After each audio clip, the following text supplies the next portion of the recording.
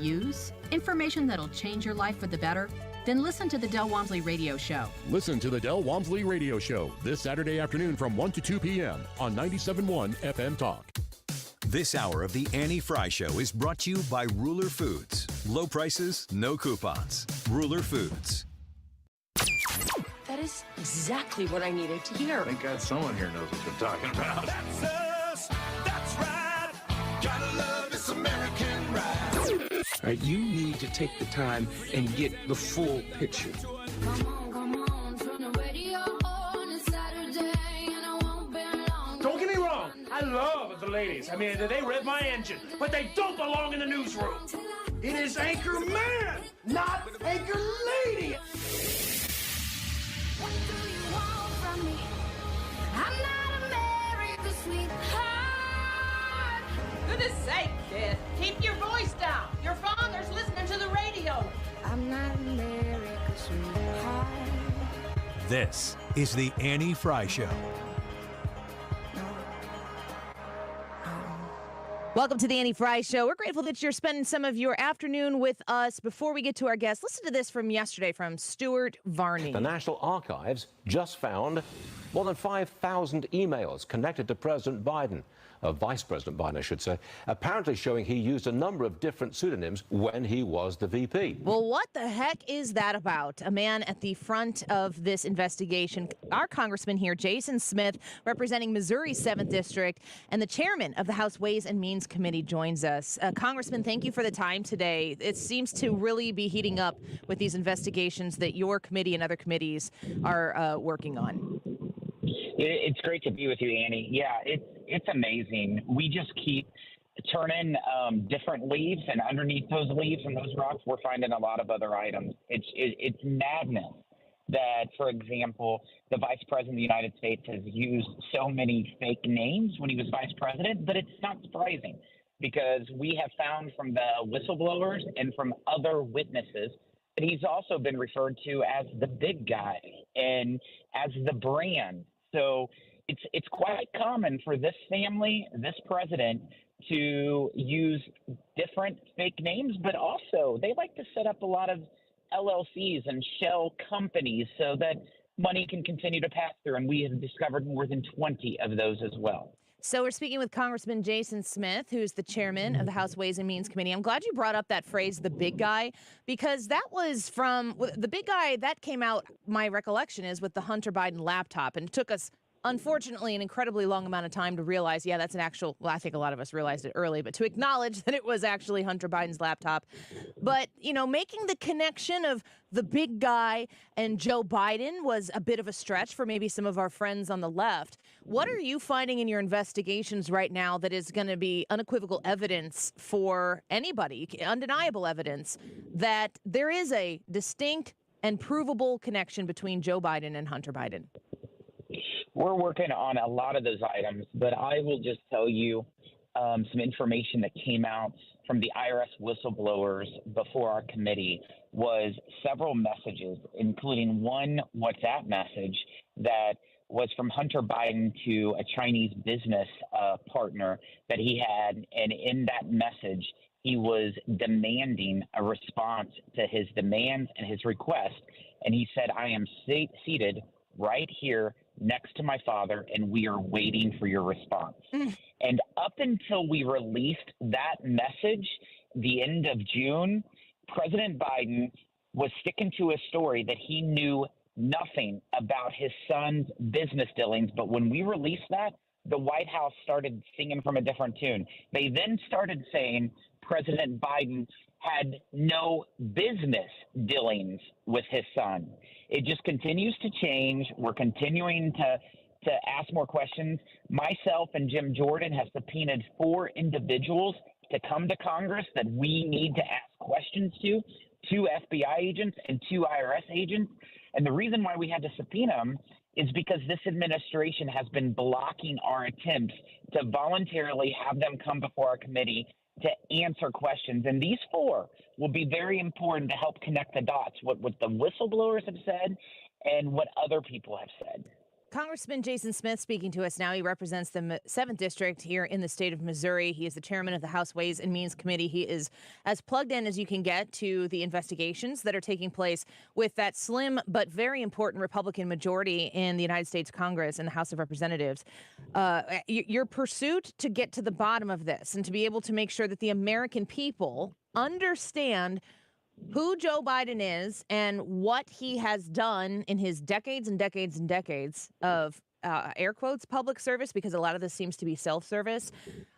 You're getting pushback every step of the way. How will you, with that slim Republican majority, still be able to cut through and get to the bottom of it? You know, we've been able to get all this information just in the last 7 months, and we've been able to get a lot of information. It all started. I set up a whistleblower hotline my first week as chairman for any employee of the IRS to contact me of anything we need to look at. And that basically led to the IRS whistleblowers that came before us. We did 15 hours of depositions. That's where we got a lot of the information that's been released. These two were part of the investigation of the Hunter Biden tax case for over the last 5 years. I'll tell you, this administration is stonewalling us every step of the game, and so has the Justice Department has been blocking us, and we're not giving up. Jim Jordan, Jamie Comer, and myself are using every tool at our disposal to continue to seek this information. And I can understand why the White House is concerned, because I believe the White House might have things they're trying to hide, and we're going to keep digging because it's important for the American people to know if their president is compromised.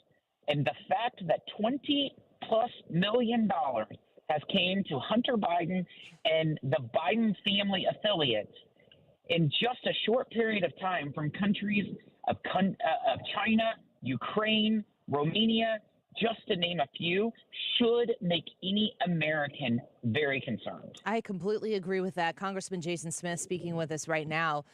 You talked about getting pushback from the administration, from the Justice Department, and I'm here to ask you, Congressman, how are in this instance, how are those two things even separate entities? Because there is of great interest for the administration, Joe Biden specifically, to make sure that Jason, that you fail at your investigation into what he and his son and the rest of his family members have done. What kind of instances of pushback have you received from the Justice Department and potentially the administration itself? Well, the end of June, we asked for several members of the Justice Department, including David Weiss, to come before Congress and answer questions. And the Justice Department, the IRS, and the FBI has been stonewalling and preventing these 13 original people that we asked to come before us. That is just one example of how they will not allow their individuals to come forward. There's only two reasons why a federal employee would not come to Congress to answer questions. One is if they have something to hide, or two, if someone above them is preventing them to come. And based on what we've seen from the IRS whistleblower testimony about how the Department of Justice acted within the IRS investigators' investigation, clearly someone higher up is pulling the shots and calling the shots, pulling the strings and calling the shots. I have a comment here from someone who's watching us on our YouTube live, and he says, "Keep going, Jason. This is why we sent you to D.C." I'm wondering, as you were back in your district and before you go back to Washington, D.C., what you are hearing from Missourians in your 7th district about your efforts to investigate the president of the United States, to investigate Hunter Biden. Like I said, I'm going to keep reminding folks, you have an incredibly slim majority of Republicans, but it is an incredibly important majority. How do your constituents feel about the Republican effort so far?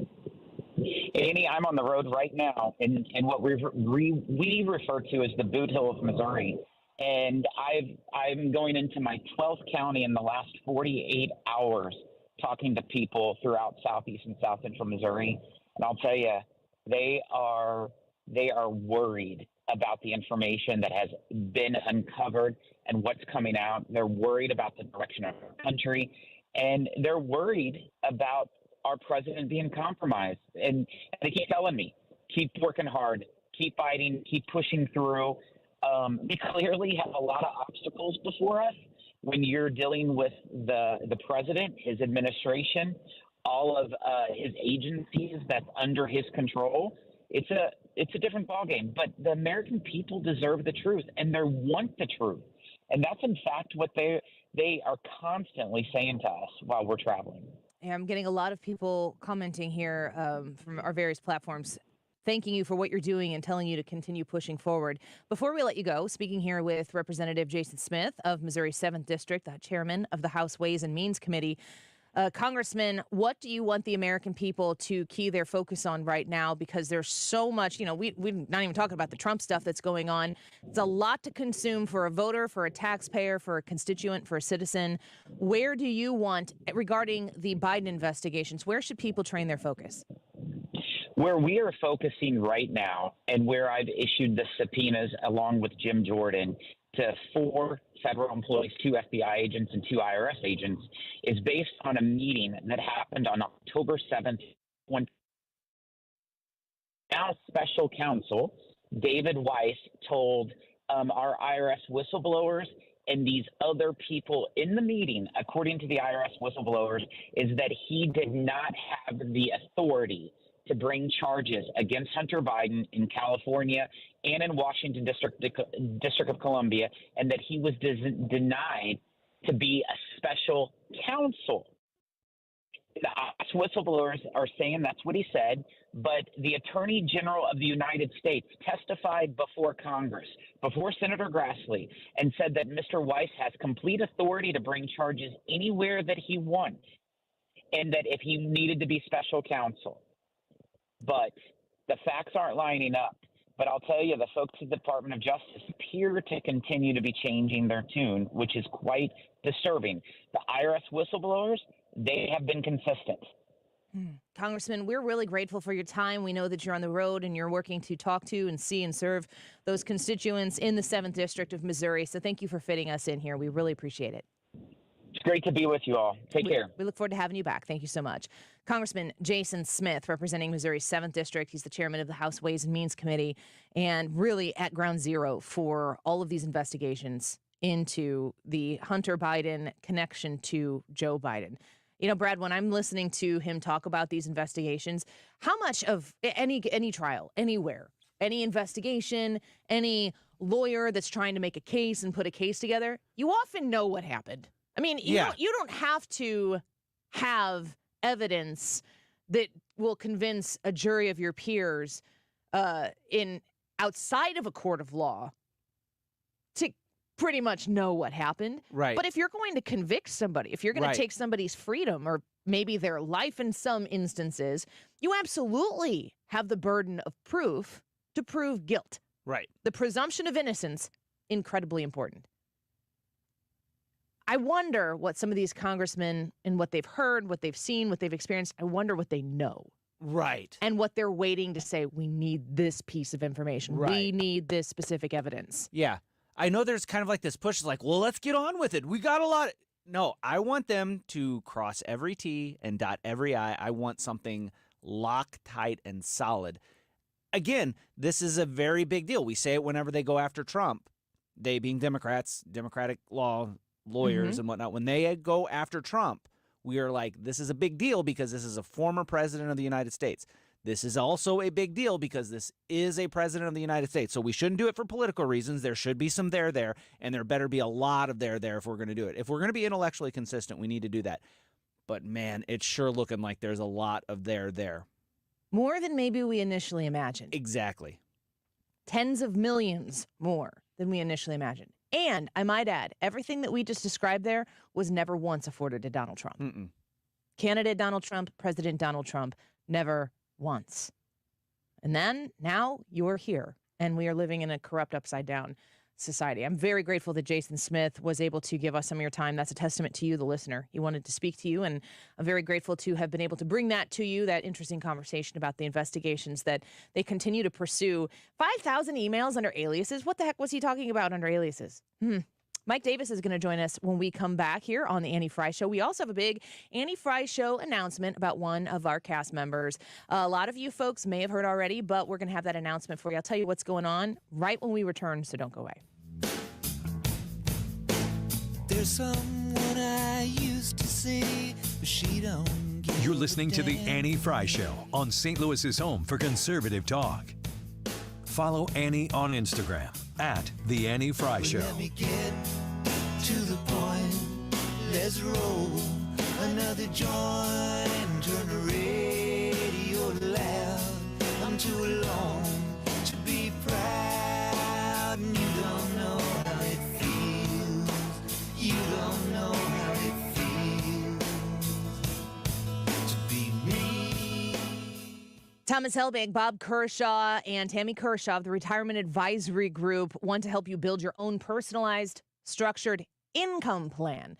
It's kind of a nice reminder that when you've been saving for retirement, you're not thinking about your income, you're thinking about your savings. Well, that savings that you've been working your tail off for is going to turn into income, but you want to make sure it's the right plan for you. When you call 314-993-9494, that's 314-993-9494, you're going to talk to the folks at the Retirement Advisory Group, and they are going to help you shift. Make that major transition when you're 59 and a half or older to in your 60s, you're working to get into retirement. You want to make the timeline happen that you've had in your brain.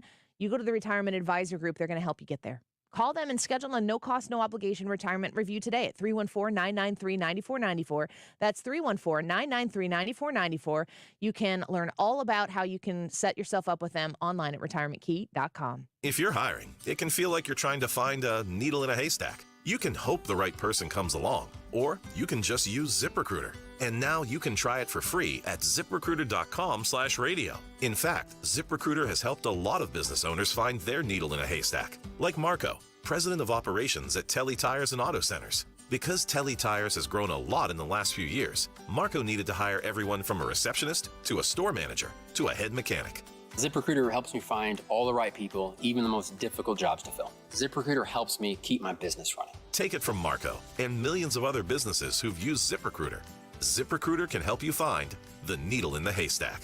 See why 4 out of 5 employers who post a job on ZipRecruiter get a quality candidate within the first day. And right now, you can try ZipRecruiter for free. That's right, free at ZipRecruiter.com/radio. That's ZipRecruiter.com/RADIO. ZipRecruiter.com/radio. ZipRecruiter, the smartest way to hire. Attention business owners. The Employee Retention Tax Credit Program provides up to $26,000 per W-2 employee. The fact is, as of August 2nd, the IRS had 511,000 unprocessed ERTC claims. By working with ERTC.com, you don't have to wait for your refund. Through the ERTC.com Fast Track Refund Program, you may qualify for and get your refund in as quickly as 48 hours. If you were told that your business does not qualify, get a second opinion from the expert CPAs at ERTC.com. ERTC.com has trained the nation's largest CPA organization on the ERTC program. Act now while funds are still available. There's no upfront cost or risk to get started. Call to speak to an eligibility specialist today. 800-200-4802. That's 800-200-4802. Don't miss out. Call 800-200-4802. 800-200-4802. We've been here 30 years, 30 Christmases in this house, and we have the traditions that most families have. That's Terry talking about her experience with Rhino Shield ceramic coating. We did Rhino Shield 14 years ago, and the house still looks the same as the first day. Rhino Shield really worked with me to help me get just the right nice soft yellow, and it's 14 years later, and it's the same color. The main reason Terry called Rhino Shield is because it's backed by its 25-year transferable warranty. It just sounded wonderful that we could have the house coated with Rhino Shield and not have to worry about it again for 25 years. Take it from Terry. Give Rhino Shield a call now for a free evaluation. 877-25-RHINO. 877-25-RHINO or visit 877-25rhino.com. There have been neighbors that have come by and said, "Did you just have your house painted?" Because they wanted to know who the contractor was. And I said, "No, it's actually Rhino Shield." 877-25rhino.com. You're listening to the Annie Frey Show live from the Air Comfort Service Heating, Cooling, and Insulation Studio. Save up to 20% on a new HVAC system when you bundle it with attic insulation. 9 out of 10 homes are under insulated. For a free estimate on attic insulation, visit aircomfortservice.com. It's Annie. Join me for the VIP experience at Midwest Wing Fest. This legendary event takes place Friday and Saturday in Fairview Heights at St. Clair Square and benefits combat wounded soldiers and the families of local fallen heroes. Learn more and get your VIP tickets at MidwestWingFest.com/events.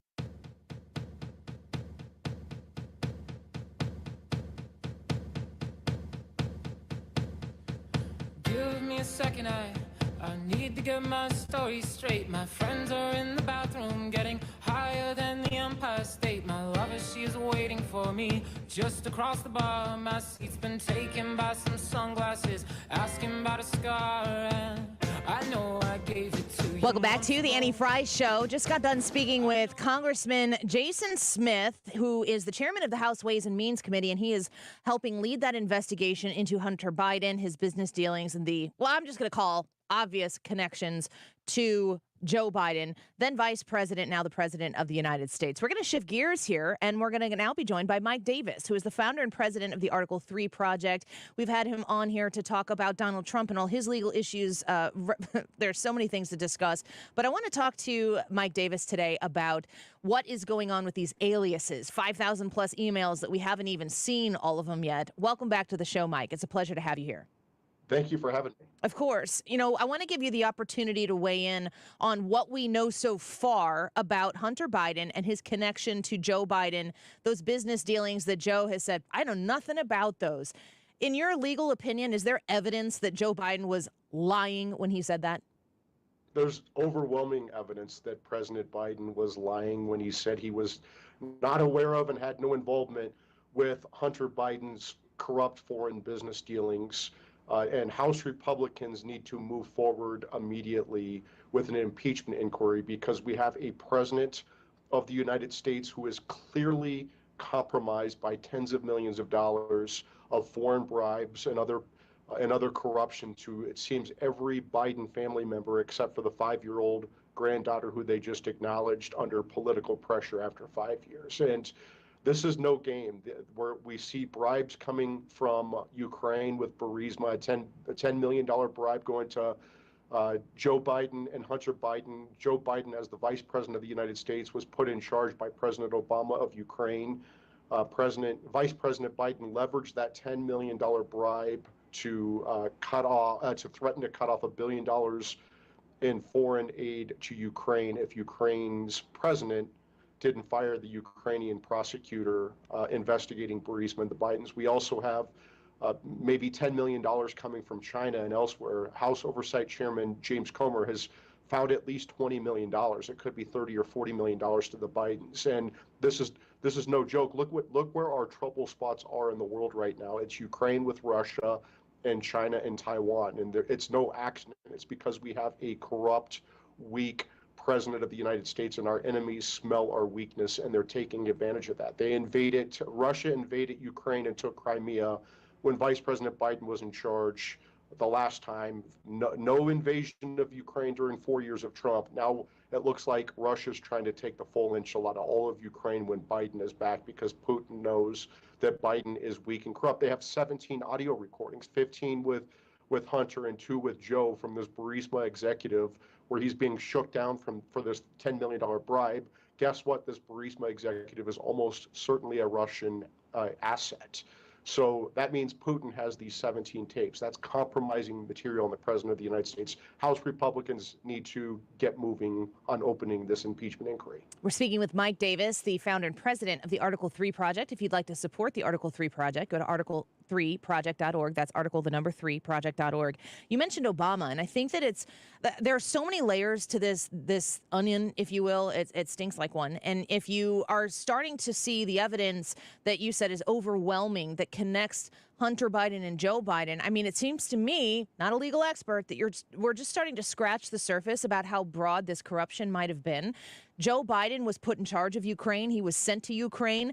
I recall Joe Biden, when he was pushing to get the prosecutor fired, he was talking about denying that money. And he said, call Obama, call him up. And then Biden got what he wanted. Does this corruption, in your mind, does the investigation need to broaden beyond just Hunter Biden, now Joe Biden? The investigation, we don't care about a Hunter Smith who, was a corrupt drug addict, foreign influencer. Of course, the Justice Department would care about someone like that, but Congress would not really care about someone like that. We care about Hunter Biden because he is the vice president and now the president's son, and there's clear evidence that the vice president and now the president of the United States is compromised by these tens of millions of dollars in foreign bribes and other corruption to himself and his family. I mean, it's clear as day. They have the SARS reports, they have the audio recordings, they have the FBI reports, they have the bank records. How much more do House Republicans need to find their backbones and open an impeachment inquiry? If foreign bribery is one of the highest crimes under the Constitution for impeachment, it leads to deadly consequences. We are at war with a superpower, Russia, a nuclear superpower, I think because of Biden's corruption in Ukraine. We would not be in this war in Ukraine. Russia would not have tried to take advantage of Biden's corruption and weakness, but for the fact that Russia knows, Putin knows that Biden was on the take. He was taking foreign bribes and other corruption, and now Putin has taken advantage of that.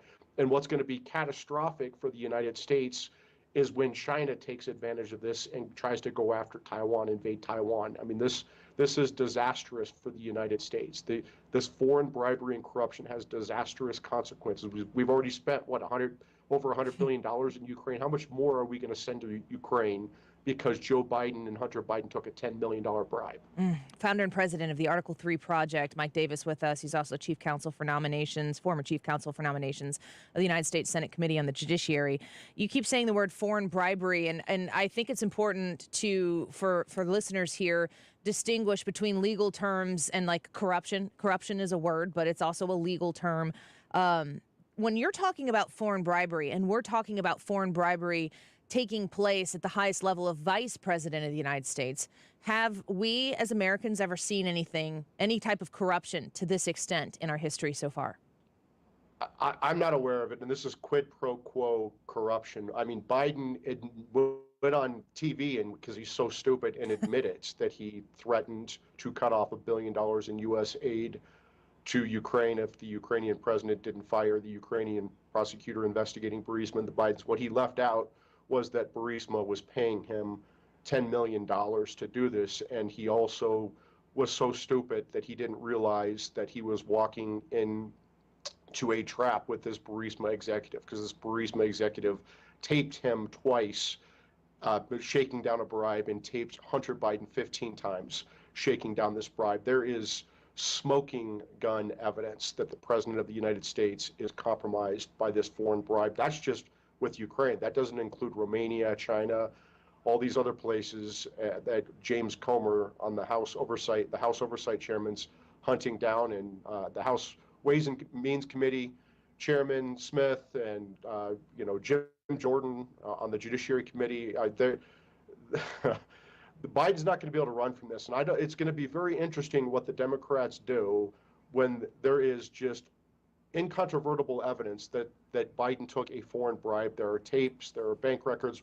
He's clearly compromised as a president of the United States. We're clearly in a war against Russia, at least in part because of this foreign bribe. I think a big part. And what are House Democrats, what are Senate Democrats going to do about this? They think this is acceptable? Is it because they realize they have no one else because Kamala is so bad and they don't have a plan B? I think that American voters in a bipartisan, tripartisan effort need to be leaning into this story because it's incredibly broad. There are a lot of layers to it. I don't think that to me, it's not coincidental that the initial impeachment of Donald Trump had to do with Zelensky, had to do with Ukraine. The allegations of Adam Schiff were perpetual about the idea that we were looking at Donald Trump, who was the sitting president of the United States, trying to dig up dirt on a political opponent, and then to find us in this moment right here, right now, where they have Donald Trump cornered in every jurisdiction that they feel comfortable cornering him in. The initial impeachment part of this story? Yeah, absolutely. They've known this. Look, the FBI's had this evidence for many, many years. Remember, I think it was going back to 2017 that the FBI had this evidence. And what happened? Bill Barr got this evidence. He sent it to the Pittsburgh U.S. attorney who deemed it credible and sent it to David Weiss in Delaware, the Democrat-picked U.S. attorney in Delaware, and didn't follow up and didn't alert, didn't think it was a good idea to alert bipartisan congressional leadership that, hey, we could have a presidential candidate here who's compromised by these foreign bribes and other corruption. It's obvious this is the same play they ran with Hillary Clinton when she got caught with her illegal home server with our nation's most classified secrets hacked by our worst enemies, including Russia. And it probably had evidence. It certainly had evidence on that server of the Clinton Foundation's pay-for-play foreign bribes and corruption. And so what did they do? What did Democrats do? Before 2016, they came up the Russian collusion hoax. They tried to say that Trump was colluding with the Russians. So if this bad information came out before the 2016 election, they can just say, oh, this is a false flag. This was, a dirty political trick by Trump. And they did the same thing in 2020 with Hunter Biden's laptop. The 51 Intel goons, when they found the laptop with this foreign corruption, these foreign bribes, they said it was the 51 former Intel goons said it had the hallmarks of a Russian disinformation campaign. And then with the Ukraine, they tried to preemptively blame Trump for the Ukraine mess. They knew that Schiff had to have known from the FBI and from these intel agencies about this evidence that there was foreign bribes and corruption with Burisma and the Bidens, right? And so that's almost certainly why they came up with this bogus impeachment against Trump, because it's what the Democrats do. They always accuse Trump of what they are doing. Yeah. Only got a minute left here. We're speaking with Mike Davis of the Article 3 Project. Go to article3project.org to support what Mike Davis is doing. Where do the American people get justice, Donald Trump, I guess, included, in this imbalanced justice system that we have right now? Well, this is obvious lawfare by the Democrats on many different fronts. 2 impeachments didn't take him out. 4 indictments aren't going to take him out. Several civil lawsuits aren't going to take him out. How the American people are going to get justice, it's going to be in 2 ways. Trump's ultimately going to prevail on these legal matters in the Supreme Court, but in the meantime, he needs to prevail politically on November 5th, 2024. The American people, not Democrat prosecutors, Democrat judges, Democrat juries, and Democrat hellholes like New York, D.C., and Atlanta are going to pick the next president of the United States, and President Trump will be our next president of the United States. Well, that is what we need to have happen, is a very, very strong changing of the guard, and the American people need to show up to make that happen. Mike Davis, you were a wonderful guest for us to have on here. We appreciate your time. Thanks for being here. Thank you. Of course.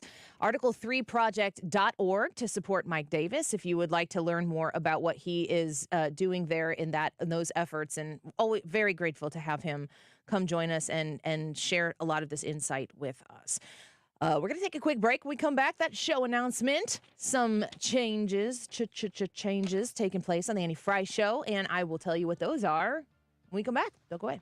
So I set the world on fire. We can burn bright. The Annie Frey Show is streaming online. Watch us live on YouTube and subscribe. No, I know that I'm not all that you got. I guess that I just thought maybe we could find new ways to fall in love. This Friday and Saturday in Fairview Heights, Illinois, Midwest Wing Fest. I hope you come out and join me. I'll be in the VIP tent on Friday from 7 to 9 p.m. If you've been hearing me talk about this, show up. Come hang out. It is for the best of causes. Midwest Wing Fest in Fairview Heights, Illinois, which is a festival of delicious chicken wings, plenty of drinks, awesome live music, a great area for the kids so that the whole family can enjoy it.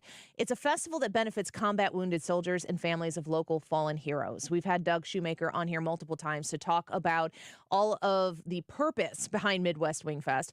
But if that's not enough, how about chicken wings? Of course, they're going to be delicious. If you join us in the VIP tent, specifically on Friday night, September 1st, I'll be there from 7 to 9 p.m.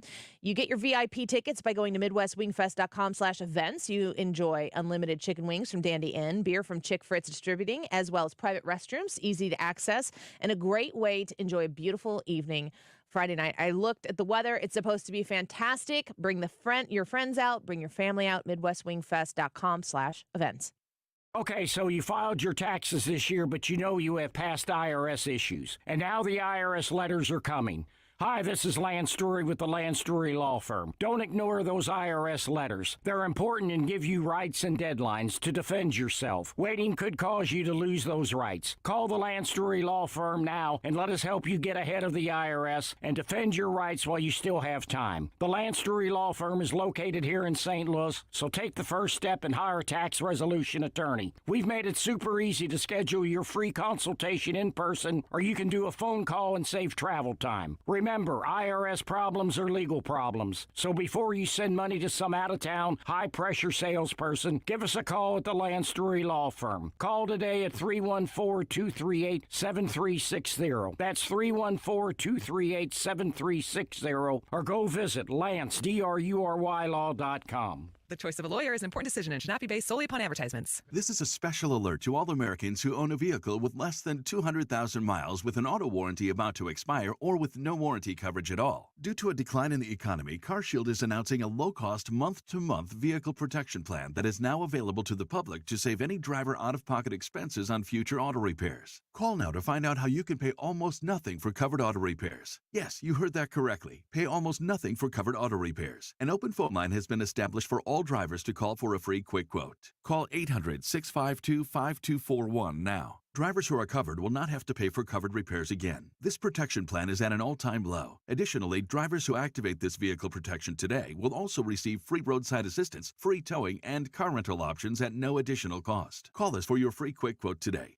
800-652-5241. That's 800-652-5241. What do you have to lose? Call 800-652-5241. Again, 800-652-5241. This is Kim St. Ange with the Mark Cox Morning Show on 97.1 FM Talk. I can see clearly now thanks to Doctors Birdie and Malhotra with Ophthalmology Associates, and you can too. Go to youridoc.com today or call 314-966-5000. You've listened to 97.1 FM Talk. You've heard of Doug Voss of Voss Financial and Safe Money Radio, as he has been a staple as the financial expert on the station for many years. You can hear him on Safe Money Radio several times a weekend right here on 97.1 FM Talk. And you can talk to Doug Voss directly. Here's his number. Call Doug at 844-676-SAFE. That is 844-676-7233. Doug Voss is a registered representative. Securities offered through D.H. Hill Securities, LLP. Member FINRA and SIPC. Well, we're only 2 segments in, and we've already had a huge show. We spoke earlier with Jason Smith, and then we just got off the line with Mike Davis. And we've got Joe Concha coming up and Adrian Norman later in the show, so don't go anywhere. And right after this break, we're going to have a big announcement from the show. The time is 12:44. This update is sponsored by Jerry Kelly Heating and Air Conditioning. It's time for a $98 AC tune-up. St. Louis's home for conservative talk. Awesome. That's what I'm talking about. 97.1 FM Talk. I look forward to hearing the station all day. Everyone is welcome. Just a young gun with a quick fuse. I was uptight. This is the Annie Frey Show. Find the podcast, on-demand audio, and more at 971talk.com/Annie. Take a number. I was lightning before the thunder. Thunder, thunder, thunder, thunder, thunder, thunder, thunder, thunder, thunder. So we are going to have the full landfall impacts very, very shortly, within the next couple hours, most likely, probably by 0800. It's going to make landfall on Florida's Big Bend. So please hunker down wherever you are. Don't mess with this storm. Don't do anything that's going to put yourself in jeopardy. And there'll be a lot of help coming on the back end of this storm, and we're ready to go. As soon as it's safe to do so, you're going to see all these different assets deployed. Governor Ron DeSantis in Florida reporting on Hurricane Idalia. Idalia. Get it right, Annie. Gosh, be a professional. He is doing his thing, and I think he's doing a good job of it. But it's kind of something I'm paying attention to. I'm used to having family live in the Jacksonville area, but they recently moved home. But I'm watching this storm, and it's going right over where Jacksonville would be. So I'm going to check in with them and see if they've been checking on their friends and family and how it's going there. Kim St. Ange is at Hilton Head right now. Yeah. And I can't see the map right now where it's going, but it's headed there. Well, yeah, it's going to hit the coast of Georgia, and then up to South Carolina, and then North Carolina, and then it's supposed to spin out toward Bermuda. Did she visit with Mark Cox this morning? She did. So if you want to check out her experience, you can go to the Mark Cox Morning Show podcast and hear what her report was. You said this the other day because I asked you about, like, do you watch this coverage? Mm-hmm. And the anticipation coverage, I don't know what else there is to say when we're not in the hurricane or in the way of it, other than there is a hurricane going to hit land. Yeah. Yeah, I watch it like it's like when a snowstorm comes in. You know, it's so exciting. It's the reporting and but I don't like especially around here with a snowstorm, they build it up. This is going to be Snowmageddon. It's going to be the worst thing ever. And There's then like a physical stature stance that you have to have when it's a defensive stance. Yeah, and then you got to have your legs bent. Don't lock your knees. Wait front on your toes. Yeah. So you can be agile. Yep. And then the bosses here are like, "Can we get you a hotel room? You know, blah blah blah, just in case of that." They're never offering me a hotel room. I want a hotel room. I want one night. Just one night. Heat wave. Better put Annie in a nice hotel downtown. Yeah. But then you get like an inch and a half, and it's like, so that's why I don't dig in too much into the pre-hurricane stuff, because they're like, well, the water temperature's really high, and this could get really bad, and blah blah blah. Well, the last one, it did exactly what they said it was going to do. It got really bad, and there was a lot of damage. I don't know where they're at on this one, so that's why I just like to wait and see.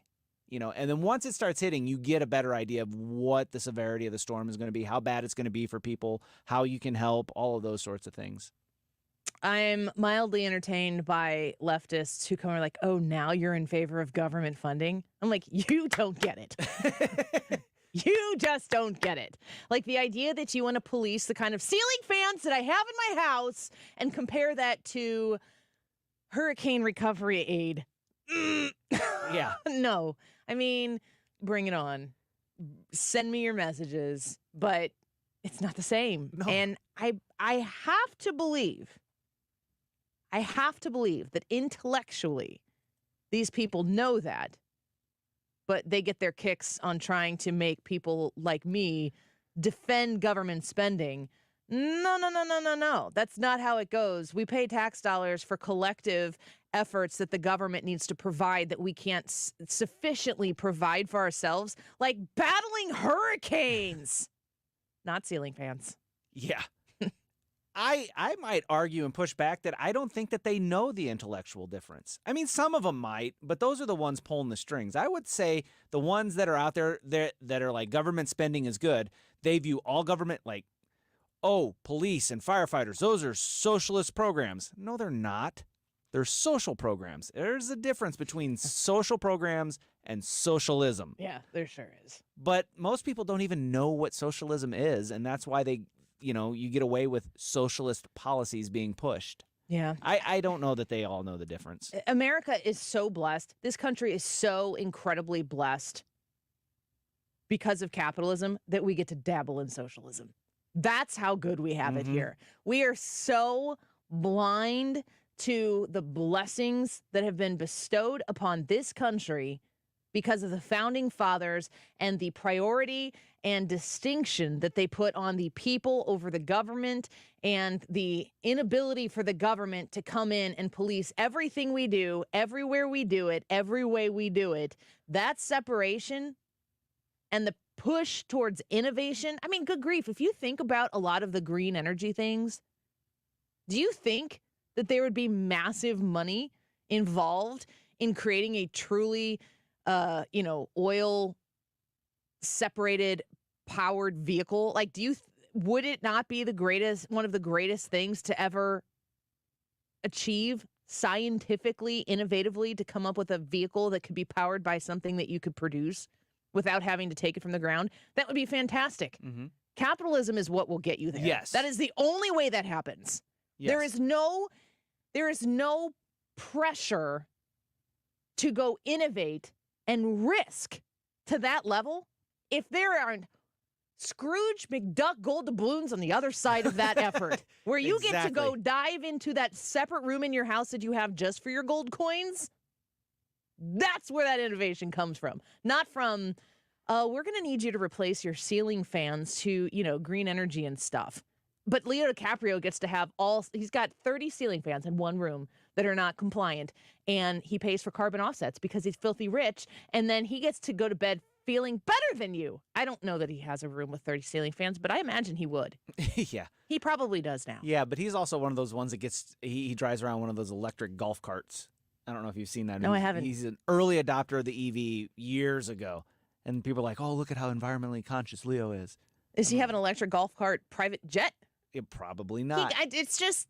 Yeah. The irony... The tons. Is nauseating. The tons of CO2 emissions that's emitted by one private jet flight versus driving your minivan but for he's years. paying, I'm making this up, but I can only assume in my mind that he's paying carbon offsets, and because he's investing in all of these carbon offsets and being like an activist for it, that he then gets paid lots of money to go speak on things. I think that he's not coming out in the red. I think he's doing okay. Carbon offsets are the indulgences of the climate religion. And I'm a Lutheran, and I approve of this message. I want to know who the Martin Luther of the climate religion is going to be that nail their 99 theses to the door of 95 theses to the door of the Wittenberg Church. There are 300 Lutherans out here going, I know these facts. These are our facts. This is us. This is Lutheranism. I get it. Catholics are like, please. Just kidding. I love all of you. I will see you in heaven. Big announcement for the Annie Frey Show. And unfortunately, Hannah couldn't be here to make this announcement, but we are very, very, very excited to announce and congratulate Hannah Gibbs, who is going to be moving on up to Y98's morning show. I know that everybody has been missing her on the show here, and I know that her absence has been felt, and that's because of how great Hannah is. Mm-hmm. And she has been such a great part of the show. And I'm here to tell you that in radio, when you're 21 years old and you're an associate producer of a show and you're really good at your job and you're really eager to do whatever it takes for the team and for the show and for the cause, you don't stay in an associate producer role very long. And that sucks for me and Brad. Yeah. In different ways, but equally impactful ways. But she has been filling in on the morning show on Y98 for a couple weeks. As I said, I know many of you have missed her here on the show. And while it is bittersweet for us, we couldn't be happier for her. And the truth of the matter is cultivating, a new talent. She's very young. She graduated college while she was with us to get her associate's degree. The Hannah story starts on the Annie Frey Show by her filling in one time, sitting out there, and I walk past her and I go, do you want to go be on the air this afternoon? And she looked at me, she's like, yeah. And when she said, yeah, I know this look. In her mind, it was, hell no. But it's like, I can't say no to this, which is where it starts. And she came in and we had a conversation with her, and I've seen so many of you folks on the Annie Frey YouTube chat on the daily basis watch her growth happen here on the Annie Frey Show and watch her come into her own. We're going to we're working it out so that she can be with us Friday. So we're just going to have a big party on the YouTube Live on Friday, along with the show. We're hoping that she can spend a couple hours with us so we can celebrate her appropriately. But the news is out and the announcement had been made. And so we wanted to make sure that we were honest with you here while she was working to try to get that job and doing all the things you have to do that. We are just very, very happy for her, very proud of her. It was very traumatic for me when we did our first State of the Union address watch party at my house. And I have the crew over and I feed them and we get drinks. And I was like, what do you drink? How old are you? She's like, I'm 20. I'm like, oh my Lord, have mercy. And then the famous story is I called our boss. I'm like, can we drink in front of her? He's like, yes. he's like, why wouldn't you be? I'm like, I don't know. I'm just trying to be a rule follower. But it occurs to me that at my age of 39 that I could be her mother, which is kind of mind-blowing. But I feel more like a big sister or maybe an aunt, a very young, hip, cool aunt that got to help her along this way. But she's earned every single bit of it herself. Brad, before we take a break, I know that, your work with her behind the scenes versus ours in the studio here. Yeah, it's very exciting. It was amazing to be able to work with Hannah, to watch her grow in her role, and as I was growing in mine. And the thing about working with her that was so great is the understanding that we had. We just worked well together. We knew where each other was going. We found each other's strengths, and we were just happy to help one another. And fortunately, she's just next door. Yeah, so she's not going anywhere. I get to see her every morning, but and we're gonna work on pulling her back into the show when we can. I think she might oblige. That's the news. Congratulations to Hannah. Joe Concha, when we come back. I was having a lot of sinus infections. My sinuses were clogged, pressure, headaches. Linda suffered for years with chronic sinus infections. You don't feel like doing anything. When you feel like your head is completely clogged, all you want to do is just lay down and sleep. And the pressure, it's just not fun. Always walking around with a headache. Now, her issues are gone. How? A minimally invasive procedure done in the office of St. Louis Sinus Centers called balloon sinuplasty. I really did not know what it was like to feel like you're really breathing and not being so clogged up. I would do it again in a heartbeat, and I would definitely recommend it for someone else. Do you suffer with chronic sinus infections, facial pain, pressure, congestion? Find out if balloon sinuplasty is the solution for you. Set an appointment today with St. Louis Sinus Centers. Call 314-332-2885. 314-332-2885. That's 314-332-2885. Shopping for windows is very important to know what your options are, but also to make sure that you go to the place that's going to still give you quality, but for a great value. May I introduce you to Window World? They're the preferred window of the St. Louis Blues. You can call them at 314-993-1800 to start the conversation about the window replacements for your home. They offer 18 months, same as cash financing with approved credit. And when you work with Window World, you're going to be able to have the confidence that the product you're going to get is going to last. Why do I say that? Well, Window World offers a lifetime warranty covering all parts, glass breakage, and labor. In just over 20 years in business, they've improved the look and thermal efficiency of over 70,000 customers in St. Louis. Why not give them the opportunity to earn your business as well? Call Window World at 314-993-1800. Call 314-993-1800. If you have any questions or want a free in-home estimate, you can look them up as well online at windowworld.com. Hi, this is Brian with Velocity Home Buyers, and I buy houses cash. If you own a house and want to sell it fast at a fair price, call me at 314-782-3333. I can pay cash and close in as little as 7 days. I buy houses in any condition and any price range in the St. Louis area. I'm a private real estate investor who buys several houses a month, and I want to buy more. I buy inherited houses, divorce houses, behind in payment houses. I even buy my tenant won't pay me the rent houses. Do you own a house that needs updating, but you don't have the time or money for it? Great, because I love buying outdated houses. I buy vacant houses, job relocation houses, and foreclosure houses.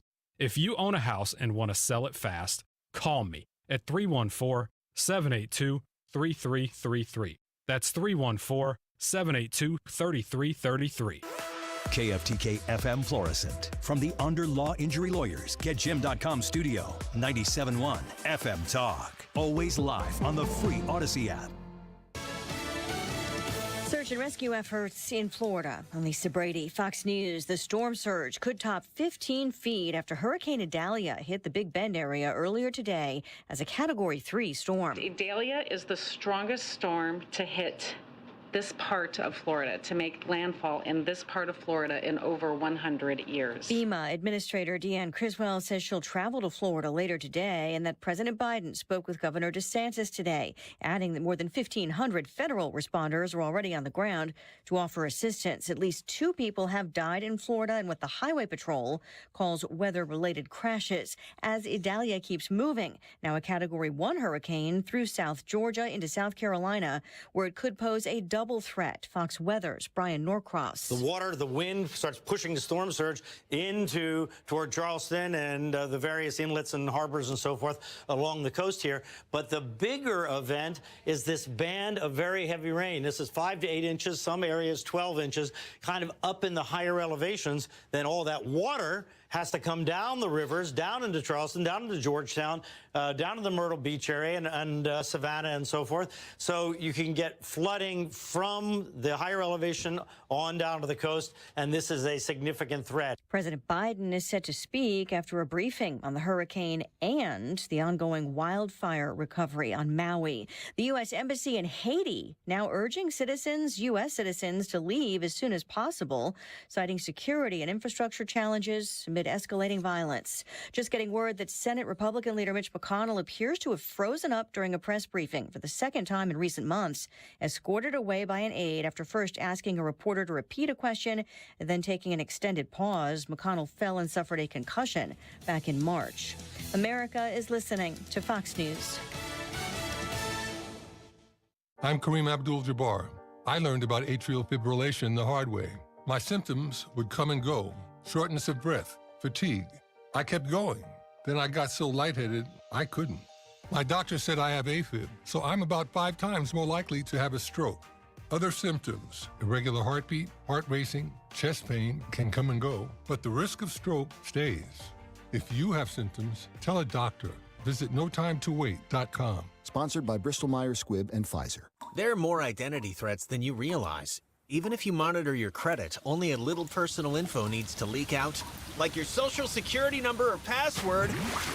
Or you did become a victim. LifeLock alerts you to threats you could miss. If your identity is stolen, a dedicated U.S.-based restoration specialist will work to fix it. No one can prevent all identity theft or monitor all transactions, but everyone can save up to 25% off their first year with promo code NEWS. Go to lifelock.com. Air Comfort Service, heating, cooling, and insulation, weather. Chief Meteorologist Dave Murray. Oh, what a lovely summertime day across St. Louis. Sunny and nice this afternoon, 79, 80 for the high. Tonight, the night of the full moon, the blue moon, second full moon in the month of August. Clear skies drop through the 70s this evening. Let's call it chilly overnight, 55. Thursday, sunny and nice, 78. Friday, sunny and 85. This is 97.1 FM Talk. Chief Meteorologist Dave Murray. Fox Across America has landed on St. Louis's home for conservative talk. Weeknights at 6. Hey, it's your radio buddy Jimmy Fallon here, and I am fired up, psyched to be here on 97.1. Jimmy Fallon. Every weeknight at 6. 97.1 FM Talk. It looks like wood, it feels like wood, but it's maintenance free. It's luxurious James Hardie siding. And during Banner Construction's 30th anniversary, get same as cash financing on James Hardie and Pella windows and have a banner day. If you have ever thought about remodeling your bathroom but were worried it would take too long or cost too much, then stop worrying. Right now, Jacuzzi Bath Remodel has designed a collection of high-quality custom products and perfected the one-day remodeling experience so you can enjoy your new bathroom faster than ever before. It's a worry-free bath remodel from the most trusted brand name in the business, Jacuzzi. For a virtual or in-home appointment, call 800-826-9895. That's 800-826-9895. 800-826-9895. Are you the parent of a 2 to 7-year-old? Listen closely for an exciting free radio offer. By now, you've probably heard of ABC Mouse, the Parents' Choice Award-winning online learning program that's actually changing the lives of early learners everywhere. ABC Mouse is like a little one-on-one teacher. It has helped her so much. Right now, we're offering a special radio promo to try it free for a month. But you have to go to abcmouse.com/radio to claim your free month. That's abcmouse.com/radio. Sponsored by Age of Learning. More than 80 million Americans depend on AM radio each month for news, weather, and emergency information. A new bill in Congress would make sure AM radio remains in cars, because when cell and internet services are down, this free service could be your only lifeline. Text AM to 52886 and tell Congress to support the AM Radio for Every Vehicle Act. Message and data rates may apply. You may receive up to 4 messages a month, and you may text STOP to stop. This message furnished by the National Association of Broadcasters. Stewart's American Mortgage, the bagel loan, that's where you go when you are looking to be the most competitive person in the bargaining process to get a house that you want to make your home. Stewie does business the old-fashioned way. He is there right at the end of this number. Whether you call it or text it, this is a direct line to Stewie, 314-324-4440. 314-324-4440. He calls it the bagel loan because a bagel looks like a zero, and that's to remind you that when you use the bagel loan, you pay zero in fees that other lenders will charge you for. No closing costs. They don't exist. He doesn't roll them into the loan. You don't pay him. This can save you thousands of dollars when it comes to making that offer on the home. And let me talk to you about being the most competitive buyer. First of all, once you get pre-approved, you can generate your pre-approval letters right there on his website, so you don't have to wait for a middleman to make that process happen for you. And also, he has an incredibly quick close in less than 2 weeks. If you're looking to buy a home, you need to talk to Stewie before you make a decision on which mortgage broker to go to. 314-324-4440. Google the bagel loan, NMLS number 226715. Did you know the average family home takes on 40 pounds of dust per year? It's this dust and debris that can worsen allergies, asthma, and cause discomfort in your home. Call ZeroRes today, 314-474-2020. Get $100 off any of their air duct cleaning packages. 474-2020. Online, ZeroResSTL.com. This hour of the Annie Frey Show is brought to you by Ruler Foods. Low prices, no coupons. Ruler Foods. That is exactly what I needed to hear. Thank God someone here knows what they're talking about. That's us. That's right.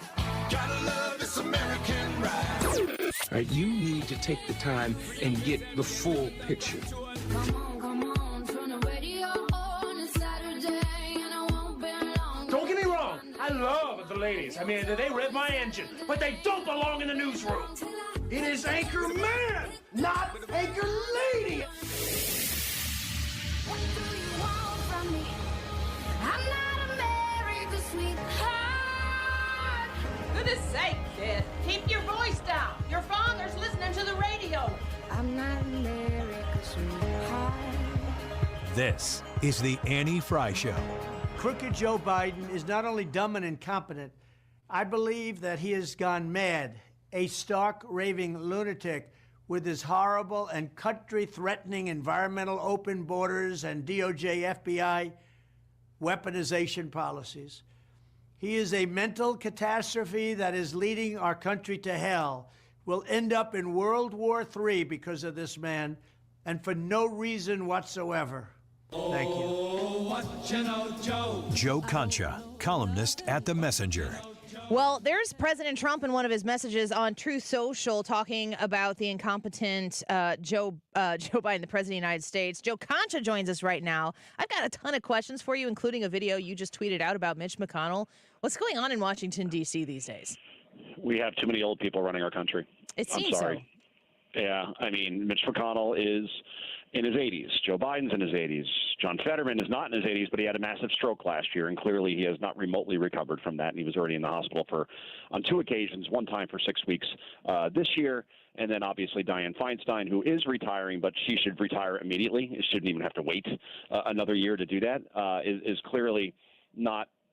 It doesn't have her faculties, right? And some people make jokes in these situations. I don't do that. I've had family members who have had strokes, who have gone through things like this. It's not funny, but at some point we have to hold our leaders accountable. And when you have senators that have 6-year contracts, well, maybe a couple of years ago when McConnell won, he wasn't showing signs of freezing up the way he just did this afternoon in Washington. And again, this follows just a couple of weeks ago, the same thing happened. So clearly there is something cognitively going on. My wife's a doctor. I sent her this, and she's like, oh, yeah, he's having mini strokes, basically. Now, you know, she does teledoc, which she could kind of diagnose people from afar. So you say, oh, yeah, she hasn't seen him.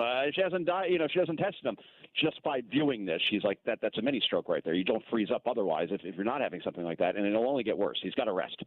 So to all that said, though, Fetterman's not going to go anywhere and because he's a vote, right? And that's more important than his own health. Like, that's the way Democrats look at him, that he's an automatic yes for everything that they want. Joe Biden isn't going anywhere because, well, right now they don't have a plan B. Maybe it's Gavin Newsom, I don't know. But for now, he's their best option in terms of beating Donald Trump or whoever the Republican nominee is, which is scary that that's your best option. And I could go on and on about other folks in Washington, but I'll leave it here, Annie. If you had age limits, because I wrote about this, so I don't know this stuff off the top of my head, but I did study this stuff. If you, let's say you wanted age limits in Washington, at age 70 you can't serve in the Senate, for example. 71%, nearly three-quarters of the Senate would be gone today. Think about that. Wow. Like, that's how many old people we have in the Senate. So, we have age limits as far as you can't run for president until a certain age, right? Well, and maybe we should have age limits in terms of when people can serve too. And let me actually just add one more thing. Anybody out there who's 80 years old who's yelling at their radio right now, they're saying that I'm a bad person. My dad's 80, right? Yeah. He still runs 3 miles a day. He is very active in terms of, he still does consulting. He was an accountant at one point. He's a different kind of 80, right? I'm not saying, I'll say this. Maybe we shouldn't have age limits, but we should have cognitive tests. I think that's fair. Would you agree with that? Well, I'm struggling with this because I think what the problem here is it's underlying the age and the competence. And the problem to me seems, and I'm not smart enough to know how it all works, but it seems to be money. Because it should be very easy to challenge Mitch McConnell. It should be very easy to challenge Joe Biden, but it seems as though the apparatus that is in place to protect these people because of their time that they've spent in Washington, D.C. or in this position of power, it insulates them from realistic challenges because of the effort that you have to put in financially and the risk you have to take financially to take on somebody who's a behemoth like him. I'm sharing the video right now from your tweet. And people can go to follow you at Joe Concha TV on X and see this video that you've retweeted, and I've retweeted it myself. But in your opinion, I'll add mine in here. This is the second time we've seen this in so many weeks. We're not seeing the only 2 times this has happened. People in Washington, D.C. have to be seeing this. They have to know. Well, in his own home, right? I mean, so it wasn't isolated to the 2 times he happened to be in front of cameras about to speak to reporters. He did fall in an airport earlier this year and was sidelined for a couple of weeks with an injury. Look, this is what happens at this point. And you have a media, by the way, not with McConnell's case. Now you're going to see everybody screaming that, McConnell must resign tomorrow. Oh, what about Joe Biden? Oh, it's different with him. It is? Are we sure about that? Because he's not having mini strokes, but certainly his mind is no longer there. I mean, wasn't there a situation not too long ago where he was asked, when was the last time you went overseas? And he just got back from Ireland? Yeah. And he's so long ago, I can't remember. It's like, no, you just got back? What are you talking about? And I could go through like 1,000 examples with Biden. That's certainly for sure. And then Fetterman, he shouldn't be going back and forth from Washington to Pennsylvania. That's what he does every week because he has kids, right? And a wife back there. And eventually, at some point, if somebody of his size, right, it's going to happen again. I hate to say it, but many people have repeat strokes if they are of a certain weight and a certain height, not weight, but weight anyway. But we have a media. You see Corinne Jean-Pierre yesterday. She's on with Jake Tapper. I do everything I can to not watch Corinne Jean-Pierre as much as I can possibly try to avoid it. You can't avoid the clips, though, right? No. So Tapper, in kind of a halfway challenging way, brings up the poll that 77% of Americans think that Joe Biden's too old to be effective in a second term, and 69% of Democrats agree with that sentiment. 7 in 10 say he shouldn't be in office for another term. So that's an incredible number. So he asked Corinne Jean-Pierre about it, and she says, "Oh no, I can barely keep up with this guy. He's so vigorous and he's so active. He's been on vacation 23 of the last 30 days." He's been on vacation 370 days, Annie, since he took office 2.5 years ago. Ronald Reagan, let's put this in perspective for a second, who was the oldest U.S. president, he went on vacation 390 days, over 8 years. Wow. Biden's about to catch that now because he's going away for another 4 days starting tomorrow. It's just incredible. And at some point we have to say, all right, there's got to be a reason why he's taking this much time off. And yet you have a media that at least like the MSNBCs and most of CNN will say, oh, no, he's fine. That's Republicans pouncing. Give me a break. Yeah, we all have eyes and ears. We can all see what's going on. And I mean, I really do believe that it's probably in America's best interest that he isn't talking in front of cameras. I mean, this is the position that we've been put in. The voters put him in the office of the presidency. But when he goes out and speaks, he doesn't really do us any favors. I mean, watching him go to Hawaii was jaw-droppingly, narcissistically ignorant and painful to watch, knowing the pain that those people are suffering, and then watching him show up, make it about himself, and then leave. I honestly would have yelled at I know you have to have respect for the office and for the presidency, but once he told that story about how he almost lost his wife, his cat, and his Corvette in a fire that was contained within minutes, I would have been like, you're lying. I just lost everything, right? Yeah. These people have lost whole families, and you're telling this story knowing it's a lie. It's already been fact-checked. Sir, show us some respect, please, the same respect that we show you. I'd say something like that. And, of course, I go viral, and like half the world would hate me. But, hey, yeah, publicity is good publicity, Joe Concha. You know, I wonder how Hawaii feels about Joe Biden. I don't know exactly how many electoral votes Hawaii gets, but that's about as blue. Maybe. Yeah, 3 was the number in my head. But if Joe Biden loses a place like Hawaii that it should vote blue, without even having to get up in the morning, if he's losing support from people there, I'm of the opinion that there's no way that he's going to be the nominee. I don't know if that's an ignorant position or not. But what is the Democrat Party going to do to make sure Donald Trump doesn't win, because he looks like the guy who's going to win the Republican primary? What are they going to do to keep, if Joe Biden's the nominee, to keep him in this game? We're both wrong, by the way. I Googled it, and it's four electoral votes for Hawaii. Congratulations to Hawaii. Exactly. Honolulu is pretty big, so I guess I can see how they get 4. But anyway, what are they going to do? Well, obviously, we see now that Jack Smith, he's nonpartisan. He's impartial. He's a guy just doing his job.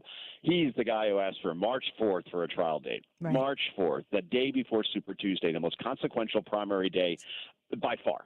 Joe Biden is president now because he had such a big Super Tuesday. Remember, Biden got smoked in Iowa, New Hampshire, right? Then he came back in South Carolina, and then Super Tuesday came, and he basically swept the board at that point, and there was no looking back. Donald Trump, same thing. Donald Trump lost Iowa in 2016. He won New Hampshire, but not by a big margin. But then Super Tuesday came, and that's when Trump really just the rocket fuel took off, and he won a majority of states and then never looked back. So now you're going to have this trial start. You know what the stupid media is going to do? They're going to solely concentrate on Trump to declare that he's guilty before proven innocent, and we're not going to be talking about any issues whatsoever. And if you're like a DeSantis or a Scott or a Haley, you got to just be shaking your head being like, what do we got to do to make this stop? Because every time we get a little momentum, we actually have a stage, we can't do anything. But I'll say this, though.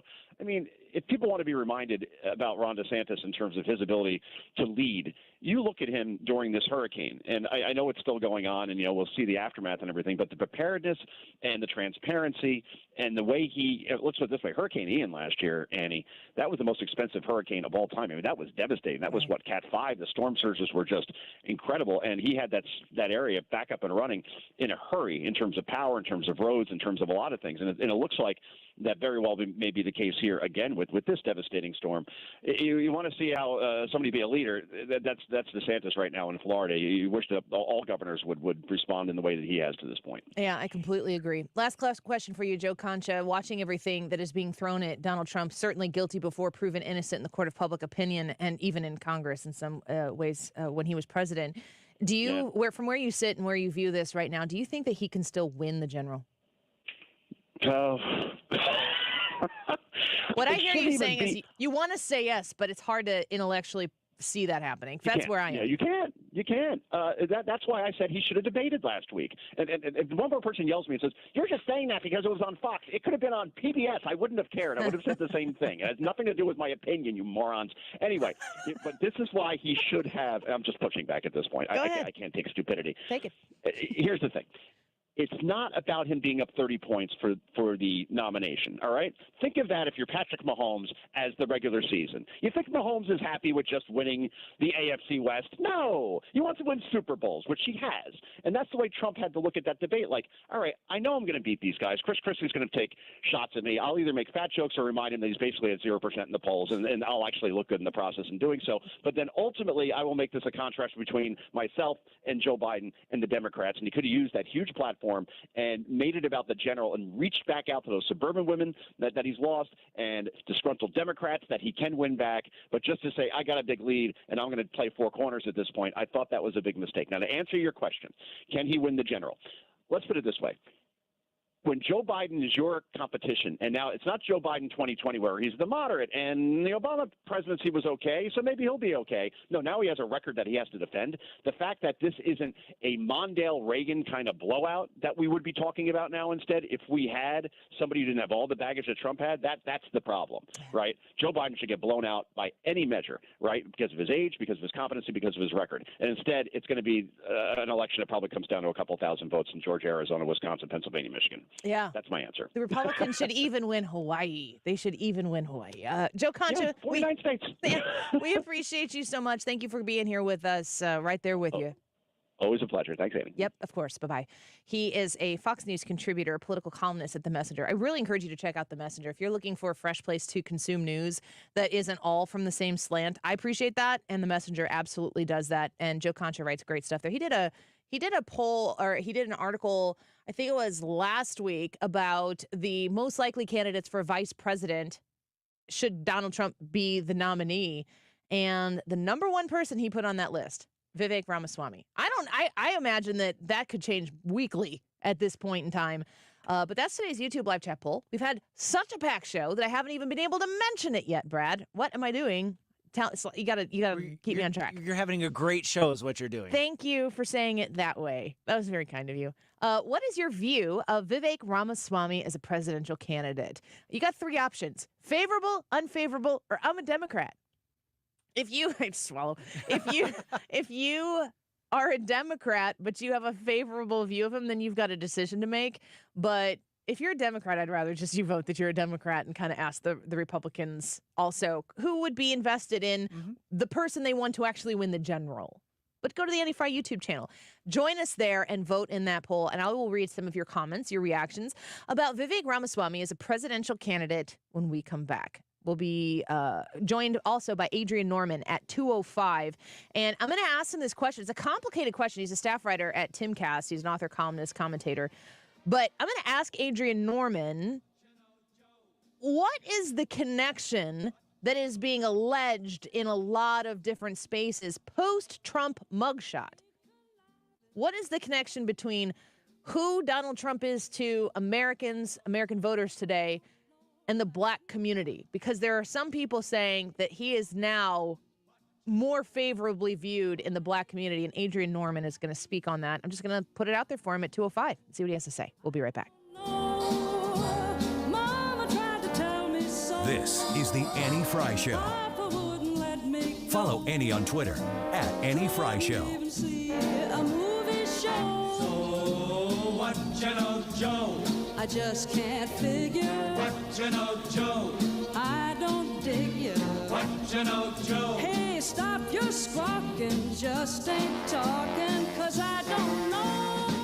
RulerFoods.com. When you go to RulerFoods.com, you can type in your zip code and find the Ruler Foods closest to you. I love going to the Collinsville one. That's where we generally shop. My husband shops there a lot as well.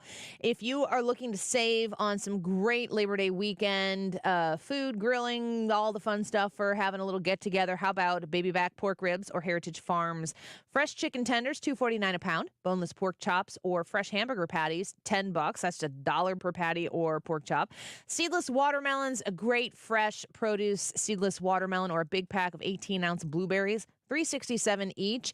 Great ways to save when you shop at Ruler Foods. We get our produce there. My family eats a ton of salads. We have salad pretty much every night with dinner, and we get all the fixings right there from Ruler Foods, and we rely on that for great prices. If you're looking for a way to save on your groceries, make sure you go to RulerFoods.com. Find the one closest to you, RulerFoods.com. Mark Cox here. Before you sell your home, you should know what it's worth in today's market. Call my friend Gloria Liu. She'll tell you. With 20-plus years of experience, Gloria Liu with Your Home Sold Guaranteed Realty has been successfully selling homes in your area For more money than the average agent, Gloria has multiple selling options that give you the power of how and when your home is sold. A few of Gloria's options include bringing multiple cash offers from her substantial pool of investors, a zero commission program, and don't forget Gloria's guaranteed sale program. Why can Gloria guarantee the sale of your home? Because her database of buyers is huge, and she's so confident she can sell your home, she'll put her own money where her mouth is. Call your local real estate expert today. Call Gloria Lou at 314-325-6888. That's 314-325-6888. Or visit GloriaHasTheBuyers.com. That's GloriaHasTheBuyers.com. Conditions apply. Gloria and seller must agree on price and possession date. I'm Ty Burrell, actor and small business owner. I'm going to show you my 5 steps for making the perfect radio ad. This one's about innovation refunds and the ERC. First step, be relatable. As a small business owner, I know that filing for the ERC tax refund can feel complicated and confusing. Also, I like pizza and puppies. There, done. Step 2, cold hard info. The ERC, or Employee Retention Credit for long, is a tax credit for eligible businesses that kept employees on payroll in 2020 and 2021. So if you qualify, Innovation Refund's network of independent tax attorneys could help you claim it. Step 3, call to action. Go to innovationrefunds.com to get started. Step 4, the jingle I wrote myself. Actually, scratch that. Just go to innovationrefunds.com or call 1-843-REFUNDS and go to Step 5. Legal stuff. Innovation Refunds does not provide tax or legal advice. We work with an independent network of tax professionals. Terms and conditions apply. Ty is a paid spokesman. Yeah. It's a masterpiece. Attention business owners. This is John Souza, CEO of ERTC.com. The Employee Retention Tax Credit Program provides up to $26,000 per W-2 employee. If you're confused about the program, stop right now before it's too late. Don't fall for false promises and risk your business. All ERTC companies are not the same. The bottom line, there's no such thing as guaranteed eligibility, and being innovative with tax filings can lead to an audit. At ERTC.com, we won't mislead you to attest to your own eligibility. At ERTC.com, everything is done in-house by expert CPAs, and there's no cost to get started. With the ERTC.com Fast Track Refund Program, you may qualify to get your refund in as soon as 48 hours. Get started today at ERTC.com. Get your free refund information now. 800-200-6640. 800-200-6640. That's 800-200-6640. You're listening to the Annie Frey Show live from the Air Comfort Service Heating, Cooling, and Insulation Studio. Summer's just getting started. Still need your air conditioner checked? Schedule your HVAC system check for only $54. This is a limited time offer. For details, visit aircomfortservice.com. St. Louis's home for conservative talk. The Mark Reardon Show. Brian Kilmeade back with us. With Vivek, this guy's an extremely smart guy, very good communicator, but his foreign policy's out to lunch. Weekdays from 3 to 6 on 97.1 FM Talk.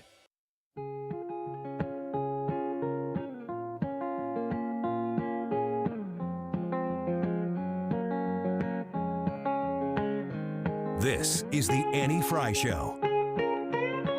Find the podcast, on-demand audio, and more at 971talk.com/Annie.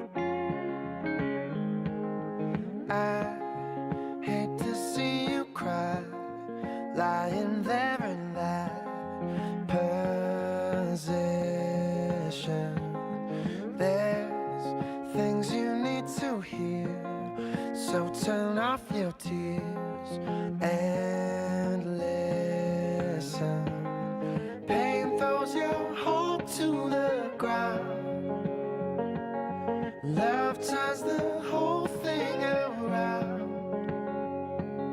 No, it won't all go the way it should, but I know the heart of life is good. Welcome back to the Annie Frey Show. It's been quite a busy show. I feel like I need to rest from the beginning of the show. Congressman Jason Smith, right from the very top, was speaking to us about the House Ways and Means Committee and their investigation into Hunter Biden and the connections to Joe Biden and the corruption that looks to have taken place. Foreign bribery is the term that keeps being used. And I think that's the term you need to keep your eye out for as they continue to pursue that. Mike Davis of the Article 3 Project joined us right after Congressman Smith to give us a lot of the legal expertise reaction to what we do know. And the question that I asked of Mike Davis is there actual evidence? as a lawyer, do you understand there to be actual, usable, verifiable evidence that shows that corruption exists? And his unequivocal answer is absolutely. And go back and check out both of those conversations by rewinding on the Odyssey app, AUDACY. You can rewind to the beginning of the show and hear those back to back. And then we just spoke with Joe Concha. And it kind of, the conversation began in a way that I didn't intend for it to begin, which is a view of Mitch McConnell, who is in district in Kentucky. The news report came from Cincinnati. Let's see if I still have this pulled up. A Cincinnati outlet, WLWT News, which is a Cincinnati station, but Cincinnati is essentially like a St. Louis to Kentucky. It's like St. Louis to Illinois. Right. Cincinnati is right there. And so they are covering this news, and Mitch McConnell is asked a question. Ironically, it seems as though the question that was asked was if he was going to run again. Mm-hmm. Would you consider running again in 2026? And we have that audio? Yeah, we did. it's We in the pulled it. folder. Let me play this for you. I mean, well, let's just listen in here. This is what took place just this afternoon, Mitch McConnell. Did you hear the question, Senator? Running for re-election in 2026? Standing at a podium. All right, I'm sorry, you all. We're going to need a minute. Senator. Benny. Okay. Somebody else have a question? Please speak up. What are my thoughts about what? Running for re-election in 2026. That's So this is something that has occurred before, and it has occurred again. And in my conversation with Joe Concha, my point is, we're not seeing this every time it happens. This is happening. This has to have been happening outside of just the confines of what happened to be captured in front of cameras. And it's sad. I mean, we haven't seen anything like that specifically from Joe Biden. I mean, what Joe Concha was saying is that it appears to be mini strokes. I'm not a doctor. I don't play one on the radio. I'm pretty much just always telling people what I'm not qualified to talk about. Which is why I always have experts on. I don't know what he's experiencing there, but it's obviously he's not well. Yeah. That's obvious. Yeah. And he is the most powerful Republican in the United States Senate. Mm-hmm. Yeah. It's not okay. No.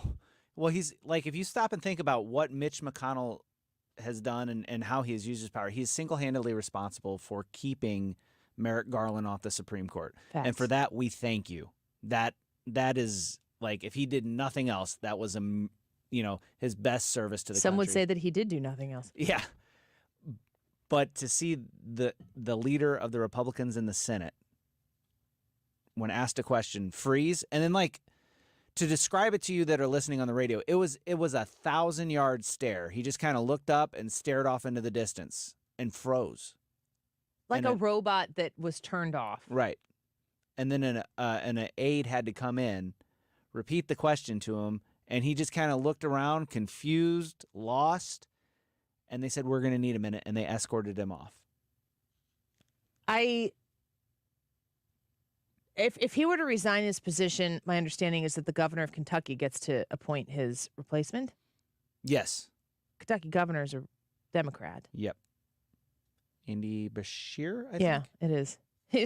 I don't know if I told this story in the air, but when we went to play baseball, my son had a baseball tournament in Louisville, and the governor was there. His son played in the same tournament, which really makes the tournament sound like it was much more, I'm going to say this honestly, prestigious than I think the tournament really was. Like, I could use that as a brag, but it isn't. It wasn't. We had a really good game, and the other kind.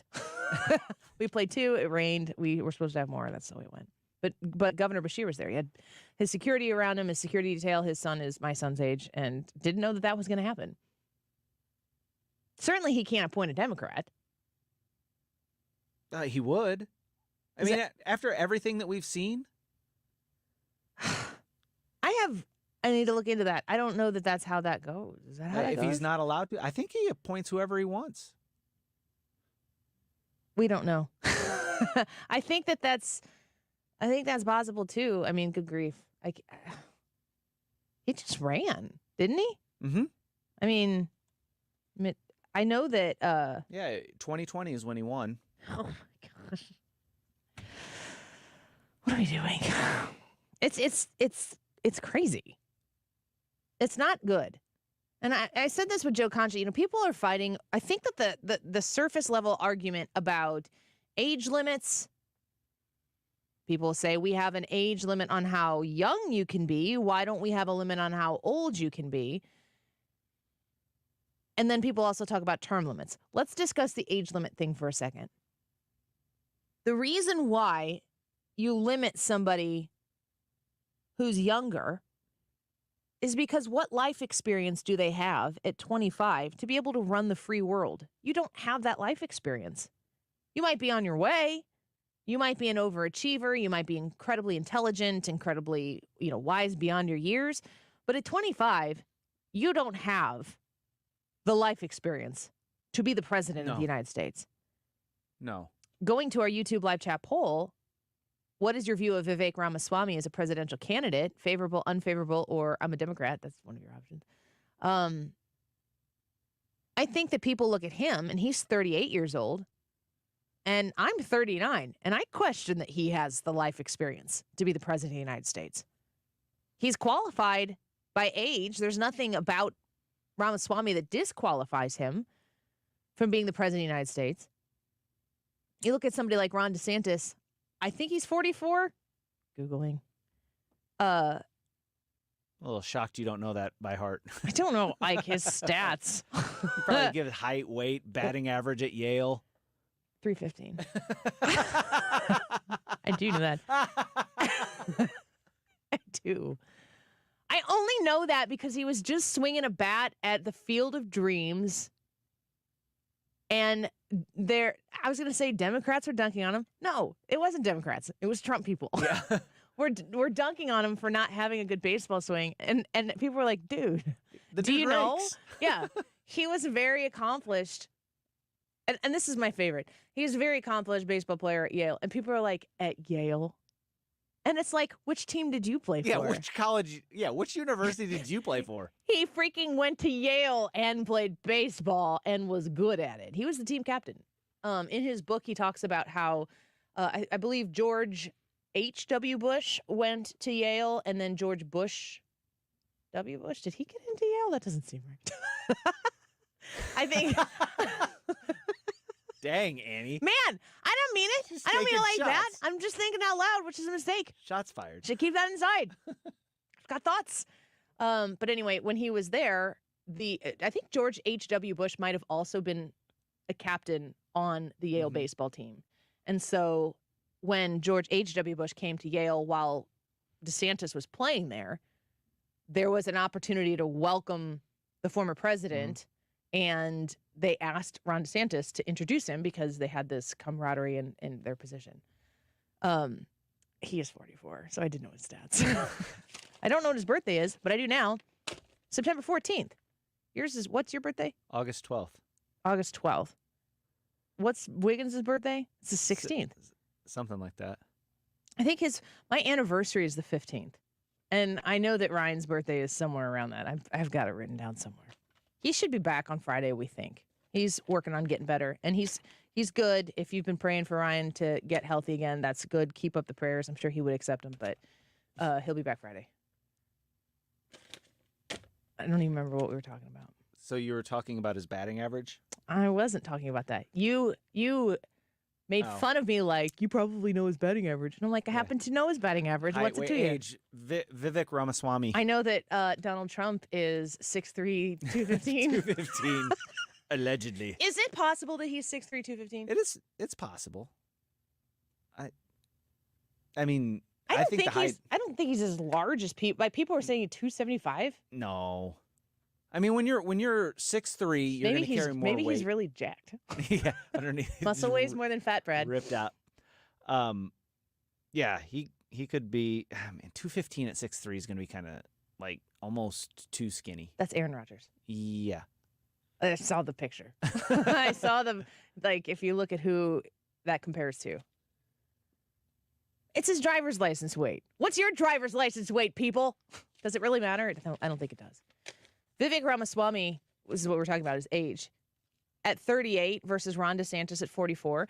Ramaswamy is a wildly successful businessman, incredibly wealthy because he's been very successful globally. That matters, I think, on your resume when you're running for president. Ron DeSantis at 44 is a Ivy League school lawyer, JAG officer, served at Fallujah. He signed up after 9/11 and served his country, came back and won a congressional seat out of Florida, came back and won the governorship of Florida. 38, 44. I mean, the political context of those 44 years is very different than the business context of Ramaswamy's 38 years. But in a lot of ways, that's what people loved about Donald Trump. But Donald Trump was 70. Mm-hmm. So when that's what we're talking about, age limits, term limits. The reason why you say this is the floor to be the president of the United States is because even at 35, I think a lot of people are going, this is 35 is very young, but we got to start it somewhere. Well, and then the other side of that to remember is, too, 35 now is a different 35 than 35 when the founders wrote the Constitution. Very good point. Very, very astute. So if you're going to say, I mean, that's another interesting thing to think about. If you were to apply an age limit, if you were to say 70, I hear a lot of people saying 70. I know a lot of people who at 70 have the A, resources, B, experience, and C, time to dedicate all of those things to running the country or to serving in the Senate. And at 70, I mean, the presidency is an incredibly challenging task. The conversation should be had, but there shouldn't be we should not be limiting those who can do the job by some potentially arbitrary number that gets put into an amendment when in 30 years from now, if you think about 30 years from now, the medical advances that we could have, what's 70 going to look like in 30 years from now? Yeah. I know that the 70 that my parents are experiencing looks a lot different than the 70 that their parents experienced. Absolutely. You know, and the other thing to consider about that is too, like, this is incumbent upon the voters. The best term limit, the best age limit, the best competency limit is an informed voter base. If you are paying attention and you're not just voting based on red shirt, blue shirt, or libertarian shirt, hedgehog shirt, if you're not voting based on that, if you're not voting, if you're paying attention, if you're not just showing up on election day going, and just picking one, if you're actually informing yourself as a voter, you should be able to look at somebody and go, this person, while they're up in years, they're demonstrating good level of competency. They don't seem lost. Joe Biden seemed lost on the platform whenever he was running in 2020. Yeah, you got what you voted for. Yeah. This should not, if you were paying attention and you weren't just showing up on election day or when the people showed up at your house at the ballot and voting, who's the D? If you were paying any attention, you should have known. Right. And that's my point. We need to refocus as voters, as a country, as a people, to have the country that we want to have the country that we think this country should be. We can't be asleep at the wheel as voters because ultimately every politician is accountable to their voter base, to their voters. If the voters hold them accountable, they say, no, I'm sorry, Mitch, you did a great job. You're too old. We think you're getting up there in years. We can't do this anymore with you, but thank you for your service. We want to vote for somebody else in the primary. On. That's what should happen. We don't need all of these other limits. The voters should be able to look at the candidate and based off of Fetterman's stroke, say, I'm sorry, no. Which is where I go back to what I said with Joe Concha. And again, let's get a guest on to talk about this because the influence that money has in these elections, the ability that Mitch McConnell has because of the money that he has makes him untouchable. If Mitch McConnell, it's the primary. In Kentucky, is the Republican going to win that Senate seat? Most likely, yes. You've got Rand Paul and you've got Mitch McConnell. Very different kinds of Republicans, but on a ballot, they both say R. When Mitch McConnell should be challenged in Kentucky. First of all, he should step down. He shouldn't have run again. He did. Now what do? I mean, you get what you voted for. When there's a primary and the power structure, which is built on dollar bills, is so against any opposition, any challenger, you can't infiltrate it. The power is in Mitch McConnell's hands. And I feel like the money is what makes the fight unfair. That's the problem. Because I do believe that the American people should be able to choose. We should listen to what voters want, but the voters should be informed. And if you have millions and millions and millions and millions of dollars at your beck and call, you're not going to face honest challenges within your party. And what needs to happen is we need to have those honest challenges within the party. And then maybe at the end, nobody is better than Mitch McConnell at his job. And we'd still take Mitch McConnell the way he is over the options that are out there. And then you vote Mitch McConnell in and he still gets to be the guy. Mm-hmm. But until we get the loads and loads and loads of money out of this system. And listen, here's the other thing, an addendum. If the Democrats are going to do it, the Republicans are going to do it. Mm-hmm. If the Republicans are going to do it, the Democrats are going to do it. I don't know about campaign finance reform. I don't know about how, what is it? What is the court case? Citizens something that Citizens United, that made, corporations, entities that have free speech that can use super PAC. There's just so much. There's such an industry. It's an industry that doesn't have anything to do with you. It has to do with how they're going to preface everything so that by the time it gets to you, the decision is made for you. The choice is clear. These are the people who are going to have the apparatus behind them to beat the other guys. And they squash everybody before it ever even gets to you, the voter. I think that's where the real problem is. I don't know what the solution is, but I'll be thinking about it and asking a lot of questions and not having many answers. So we'll get a guest on to talk about it as well. All right. What is your view of Vivek Ramaswamy as a presidential candidate? We want to know what you think. Bob, to you, says, my issue with Vivek is his lack of track record and his go-it-alone kind of language. He has to persuade people to support his argument, even when he's right on the issues. We want more of your comments. We'll feature them here on The Annie Frey Show when we return. The Annie Frey Show is streaming online. Watch us live on YouTube and subscribe. Love ties the whole thing around. No, it won't all go the way it should, but I know the heart of life is good. This Friday from 7 to 9 p.m., I'm going to be in the VIP tent at Midwest Wingfest.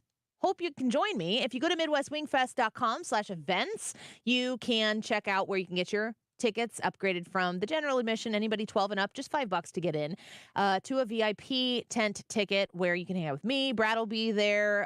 It's going to be a great time. Live music, great live music. I really enjoyed it last year. They also have unlimited chicken wings in there from Dandy Inn, and beer from Chick Fritz, distributing your own private restrooms in the tent area, so you don't have to stand in line and walk away to use the restrooms. It's a really fun event, and it all goes to help and benefit combat wounded soldiers and families of local fallen heroes. This is an easy way to have a wonderful weekend. The weather's going to be fantastic Friday and Saturday in Fairview Heights, Illinois at the Midwest Wingfest. Again, I'll be there in the VIP tent on Friday night from 7 p.m. to 9 p.m., and I hope to see you there. Get your tickets right now at MidwestWingFest.com/events. St. Louis physician Dr. Abicki created Neovitin 15 years ago to help support his own nutrition when he needed it most. Since then, Neovitin has helped thousands of people support their daily nutrition with sensible doses of vitamins, minerals, antioxidants, and Dr. Abicki's proprietary blend. If you're ready to join many St. Louisans in supporting their nutrition, give Neovitin a try. You can find Neovitin at your local Schnucks, Dierbergs, and online at neovitin.com. Wake up, people. You are optimizing every waking hour of your life. From carpooling kids, to work, to friends, and everything in between. You have to get sleep, and a bed that can perform as well as you do. Meet the next generation Sleep Number Smart Bed. It effortlessly adjusts to your shape, position, and movements, learning how you sleep, so you learn to sleep better, night after night. Sleep next level, only from Sleep Number. Don't miss our Labor Day special. Save 50% on the Sleep Number Limited Edition Smart Bed, plus free delivery when you add a base. Ends Labor Day. Do you struggle with occasional nerve aches in your hands or feet? Try Nervive Nerve Relief from the world's #1 nerve care company. Nervive tablets contain alpha-lipoic acid to relieve nerve aches, weakness, and discomfort, plus B-complex vitamins to support healthy nerve function as you age. Live life with less nerve discomfort with Nervive Nerve Relief. Learn more at nervivehealth.com. And try Nervive Pain Relieving Cream to block nerve pain signals at the source. Use as directed. Are you worried about market volatility? Are you concerned your money won't last you through retirement? Hi, I'm Tammy Kershaw. As a family business, we are committed to protecting your retirement, whether you're nearing retirement or already retired. I have many female clients and widows that don't fully understand their investment choices. Would you like a retirement review and a second opinion on your current retirement plan? Are you aware of all the fees that you are currently paying, and would you like to learn how you can avoid those fees? Call us now at 314-993-9494 or go online to retirementkey.com. And just for coming in, you'll get a copy of our latest edition book, Your Key to a Worry-Free Retirement. Let us show you how to retire with confidence. We've been helping retirees and pre-retirees for the past 37 years. Let our family help your family. So go online to retirementkey.com. That's retirementkey.com. Hi, this is Andy Berg, board-certified master arborist with Hanson's Tree Service. Leaving your ash trees unprotected from the emerald ash borer may lead to an unforeseen rapid decline in their health. Go to hansonstree.com to find out how we can service your trees today.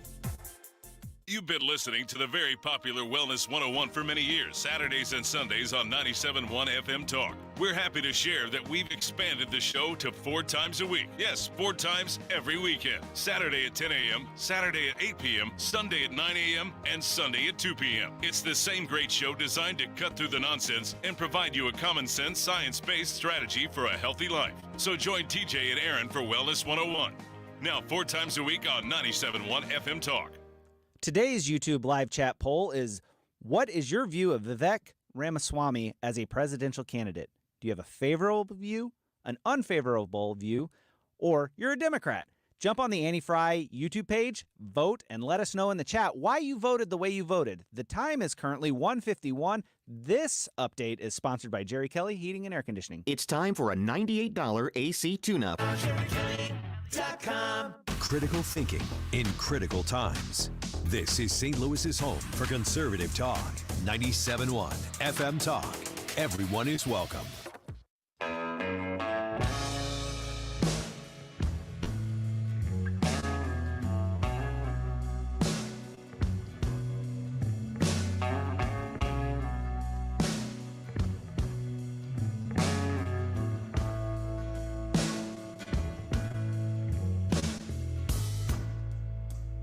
Used to spend my nights out in ballrooms. This is the Annie Frey Show. The President of the United States, President Joe Biden, is speaking right now on the Hurricane Idalia, and I think he's making some comments about Hawaii. He's speaking right now live. Let's just listen in, Brad, here and see what he's saying. What's that behind me? You know, it makes a difference. You know, because we've done it before.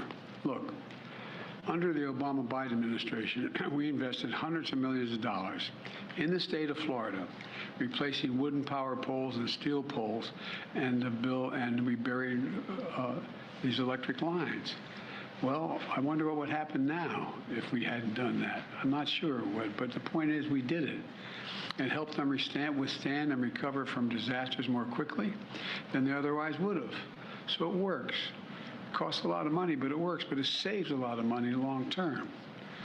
When Jill and I visited Maui last week, we saw firsthand the magnitude of the loss. Your lives have been dramatically changed. If anybody in Maui is listening, you've lost everything. I mean, they lost everything. And we're doing everything we can to move heaven and earth to help you recover, rebuild, and return to your lives. We've already have dedicated $24 million to removal of hazardous material left behind in the fire's wake. There's pollution that is in that material. A lot of that you just can't go in and take bulldozers and clear it all out. You got to take the bad stuff out. You got to take out the polluted, dangerous stuff.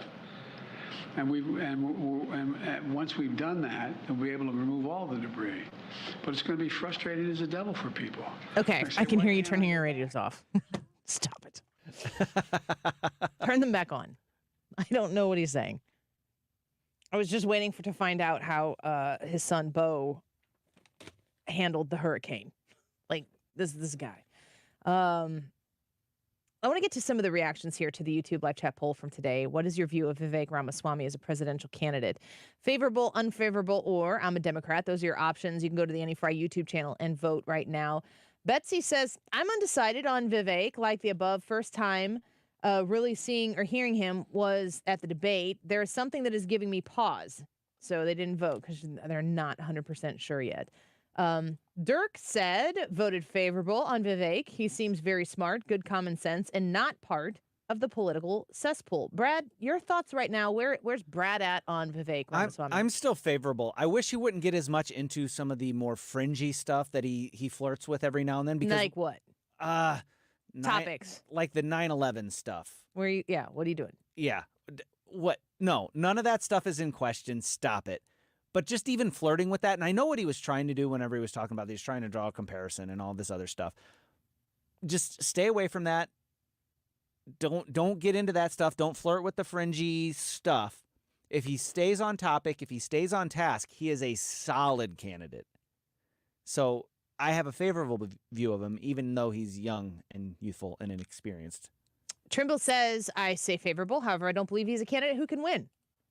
I don't know that. I mean, if Joe Biden is the Democrat nominee, I think he can win. I think anybody on that stage could win over Joe Biden, except anybody on that stage. We're going to talk to Adrian Norman when we come back. We're going to shift gears and talk a little bit about Donald Trump and his favorability with the black community. There have been a lot of connections drawn, and I feel very uncomfortable with the suggestion that Donald Trump has a mugshot. Now the black community is more favorable to him. Like, let's be careful what we're insinuating here. Adrian Norman is a staff writer at Timcast. He's an author, columnist. He's been a friend of the show. He's going to join us to talk to us about the mugshot when we return. Don't go away.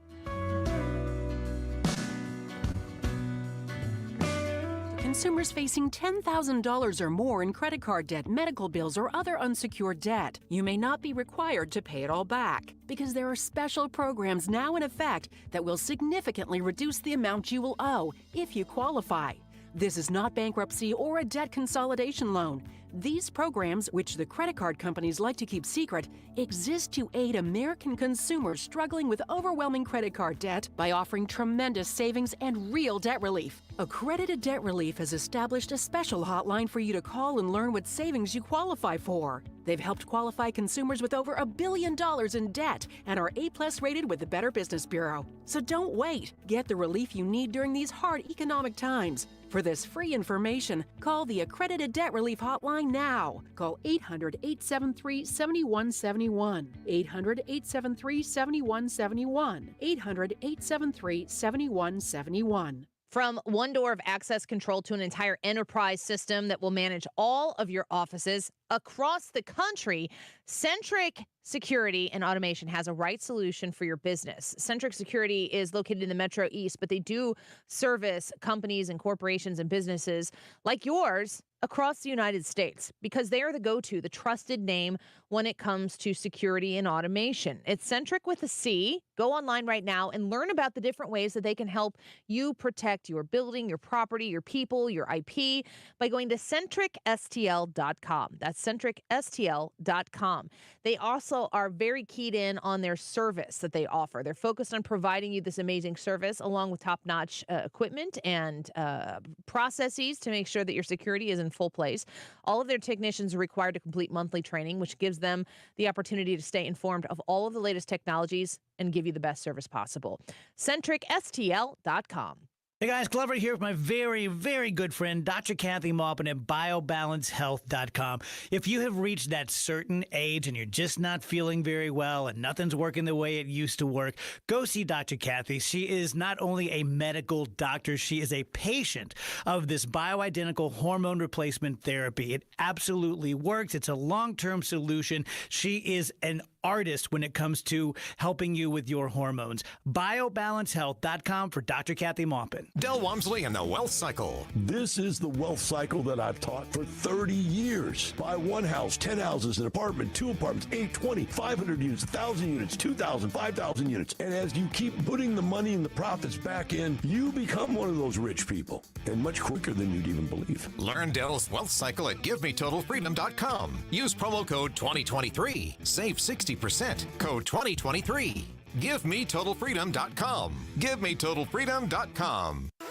KFTK FM Florissant. From the Under Law Injury Lawyers, GetJim.com studio. 97.1 FM Talk. Always live on the free Odyssey app. They're opening shelters in South Carolina. Lisa Brady, Fox News. This is not something we haven't seen before. But South Carolina Governor Henry McMaster says Hurricane Idalia is still dangerous, weakening to a Category 1 storm while heading inland and across South Georgia, bringing torrential rain and flooding in some areas after slamming Florida from the Gulf. There are tens of thousands of people who lost and continue to have no power in Florida's Big Bend, where Idalia struck through the night. Florida Governor Ron DeSantis spoke in Tallahassee. As you'd imagine, the counties that have the highest percentage of power outages are the counties that were in the main pathway of the storm. Utility workers are actively working to restore power in all affected areas. And as roads clear of flooding and debris, searching and rescuing can be done for those who chose not to evacuate, though officials feel most people heeded the advice to move to higher ground. Fox's Evan Brown. There are no confirmed storm deaths, but the Florida Highway Patrol says 2 people were killed in weather-related crashes. President Biden just out of a briefing on storm response. Federal teams on the ground are going to continue to work with the first responders in Florida, Georgia, South Carolina, North Carolina to get people to safety. The president says he has spoken to the governors, offering as much federal help as needed for as long as it's needed. And while we're dealing with this latest extreme weather event, I remain laser focused on recovering and rebuilding efforts in Maui. The president announcing $95 million for wildfire recovery on Maui, funding from the infrastructure law aimed at improving Hawaii's electric grid. Bermuda is getting lashed by Hurricane Franklin, now a Category 2 storm expected to pass near the island in the North Atlantic and to keep churning through open waters. Bermuda could also get hit by Idalia early next week, by then possibly as a tropical storm. America is listening to Fox News. I'm Kareem Abdul-Jabbar. I learned about atrial fibrillation the hard way.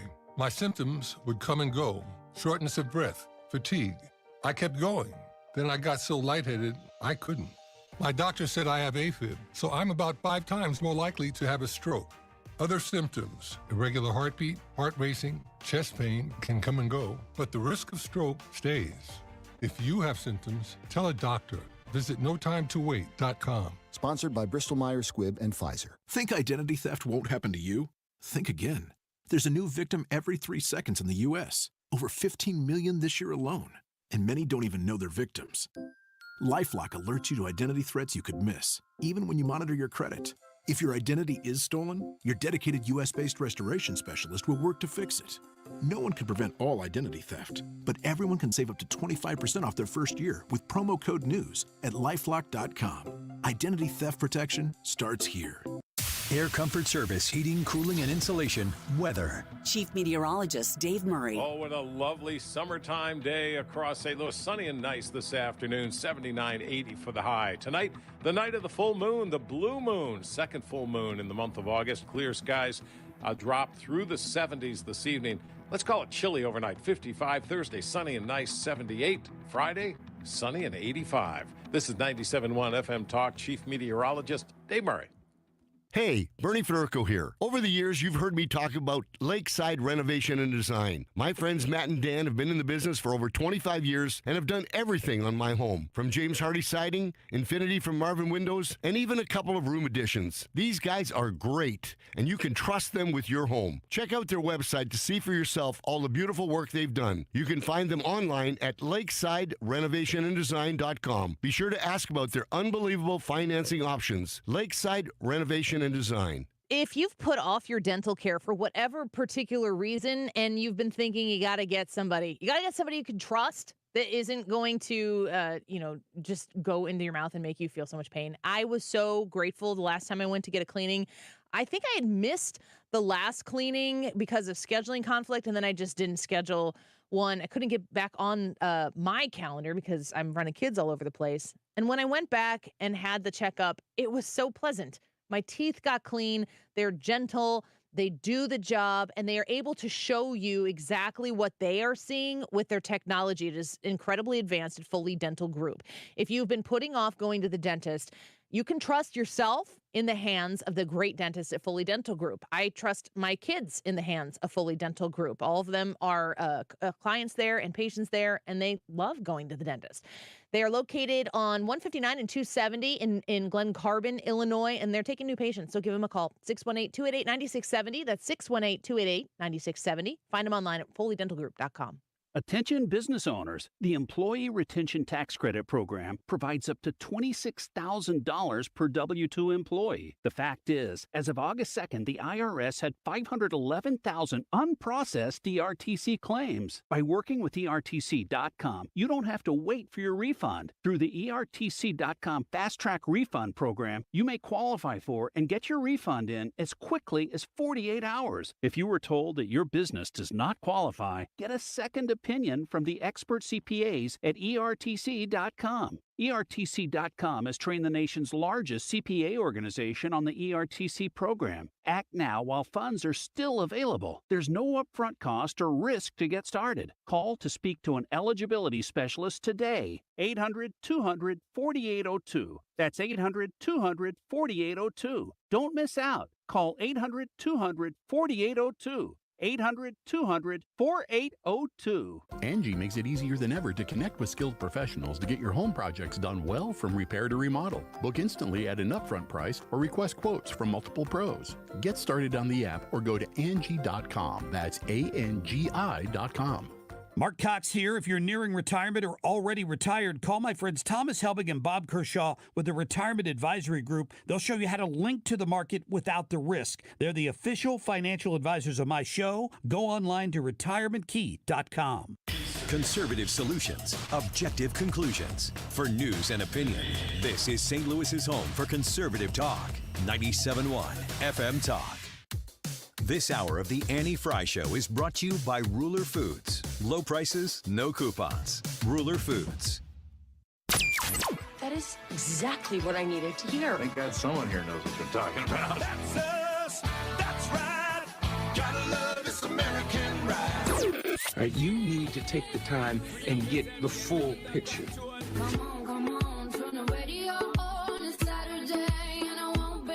Don't get me wrong, I love the ladies. I mean, they rev my engine, but they don't belong in the newsroom. It is Anchor Man, not Anchor Lady. What do you want from me? I'm not America's sweetheart. Goodness sake, kid. Keep your voice down. Your father's listening to the radio. I'm not America's sweetheart. This is the Annie Frey Show. Well, I'm not sure that that's going to be the actual date at the end of the day. I mean, there are appeals. There's an ability to move it. I mean, let's see what happens. But I'm not. I'm a member of Congress. It's not for me to make the decisions on where the trial dates are going to happen. My instinct on all of this is they're not going to have trials in the middle of something that's going to compromise a candidate's ability who has a real traction to have a fair fight. I don't see that happening in our country. That's Congressman Ro Khanna of Twitter Files fame. You remember that? That's how I know of him. He was the one who was like, I think the Constitution still applies here, doesn't it? In private emails. I wish he would have been more public about that. But he's talking about this election date. The January 6th trial was, they're trying to set the date for March 4th, just, minorly consequential in the middle of a primary election. It's funny to me that Congressman Khanna says that he would assume that there should be a fair fight, that they wouldn't want Donald Trump to be put in a position that would make it an unfair fight. Really? Really? Watching Donald Trump get booked last week or whenever it was, and the mugshot comes out, the mugshot in and of itself it kind of has a life of its own. And watching people cover this mugshot story, there's one thing that I see bubbling up to the surface. And that is the relationship of Donald Trump's experiences being indicted 4 times, culminating in this mugshot out of Fulton County, Georgia, and how there is somehow a connection to the Black community in the United States. I've seen Black influencers saying that Donald Trump, he Black now. That's like a quote from multiple of them. And I'm looking at this going, from my position, it's a little perilous to suggest that somehow because Donald Trump has a mugshot now that the Black community would now feel closer to him. But it is definitely a conversation that is being had across the board. So I want to bring my friend Adrian Norman onto the show. He's been a guest on the Annie Frey Show for years, and he is back with us. He's a staff writer at Timcast, author, columnist, commentator on Twitter at Adrian Norman DC. Adrian, thank you for being on the show with us today to talk about this issue. What's going on, Andy? Thanks so much for having me. I appreciate it. You bet. So I'm just going to, I've set the table for you, and I'm going to tell you I'm a white woman. I'm a white suburban woman. A lot of people have a lot of assumptions about what I do and think. You're a Black man yourself. You're very in tune with the political space. I'm not going to say anything more about it. I want to give you the opportunity to set the table back for us. Mugshot, Trump, what's going on here? I mean, you laid out a pretty good picture of what's going on, and I think most people understand it. We're on social media every day. We see what's happening. It's a little upsetting for many people to have the connection made between a criminal offense being related to the Black community and Trump specifically being charged and imprisoned as the reason that he might have forged some type of new connection with the Black community. And I think it's not necessarily about the mugshot, and that's how it's being interpreted by many, but there are underlying reasons. It's the underlying reasons for the mugshot, which is that corrupt elements within our FBI and criminal justice system have been weaponized against Black people. Now they've been weaponized against President Trump and also Republicans, conservatives, who are some of the January 6th defendants. This system has been in place, and now after decades of sounding the alarm about it, there are many people on the right side of the political aisle who are finally starting to see the light. And I think that's where the overlap is. It's a recognition that there are policies in place that have disproportionate impact on certain groups of people, not necessarily always segmented by race, as we're clearly seeing right now, because Donald Trump clearly is not Black. But there are corrupt elements within our government that impact all Americans, right? That's where the overlap is. So we have half of the country that's now finally getting around to see the corruption within our law enforcement establishment. And that's where the connection is, not just the fact that the guy went to jail. I mean, the vast majority of Black people aren't criminals. The vast majority of Black people haven't been to jail and aren't going to go to jail, just like the vast majority of Black people or Black kids aren't fatherless. I mean, we have these certain narratives that we push on the right that simply aren't true, right? Yeah. So I think it's a wake-up call for a lot of people, and I think it's something that, if messaged correctly, can be something that sways a lot more people over to at least have a conversation that we may not have had a year ago about where we align politically and how we can move ahead to maybe sort of roll back some of this corruption that we're seeing in our federal agencies and make the country better by being a little bit more united than we've been in the past. Yeah, it's so well said. We're speaking with Adrian Norman, who is a staff writer at Timcast, author, columnist, commentator. And, it's one of the reasons why I reached out to you to see if you'd have some time for us to talk about this, because two things in my mind are true at the same time. There is absolutely a way to not have this conversation, because I'm seeing it happen from political influencers on both sides of the aisle. So while there is definitely a wrong way to have this conversation, I do think it's very important to still have the conversation, but to do so in a meaningful way, which is to look at the experience that Donald Trump is having at the hands of a justice system that is being used against him for somebody else's political gain, not for the betterment of the American people, the voters who may or may not choose to vote for him next November. But Donald Trump is being treated a particular way because of who Donald Trump is, not because of what Donald Trump has done. And I'm curious where that resonates with any community that exists in the United States. How do you feel, like, what is the responsible way for people who are in my position or for people who hear this conversation being taken place? How do you further the conversation in a responsible way that actually moves the ball down the field? Well, as I stated previously, I mean, it's to focus on what the actual shared experience is, which is that Donald Trump and again to a greater extent, many of the people who have been prosecuted for January 6th are experiencing the impact of a corrupt criminal justice system. It's the same corrupt criminal justice system that has burdened and plagued Black communities throughout the United States for decades. We've seen the FBI weaponized in the past. It was weaponized against Marcus Garvey. We had Quantel Pro with Dr. King in 2008. George Bush's Attorney General, I believe, changed policy allowing FBI agents to segment U.S. cities by race and start targeting ethnic areas based on U.S. Census data. So this is something that is it's not just from the 1950s, 60s, 70s. It's things that have happened fairly recently. And again, you know, we shouldn't have a federal government that is weaponized for political purposes against anybody. And that, to me, seems like the best place to start the conversation, because, again, that's not something that has to be mired in deep racial politics, even though that's part of it. You know, the real issue is the corruption that is plaguing law enforcement at the federal level, at the state level, and the local level. And those are things upon which most Americans are willing to have a conversation, and that's a conversation that should be had. Yeah, I think back to some of the policy positions and efforts that President Trump made when he was in the White House. And he did look into some of these areas and work with people who were not who you would really expect to be working with the President of the United States for some sort of reform.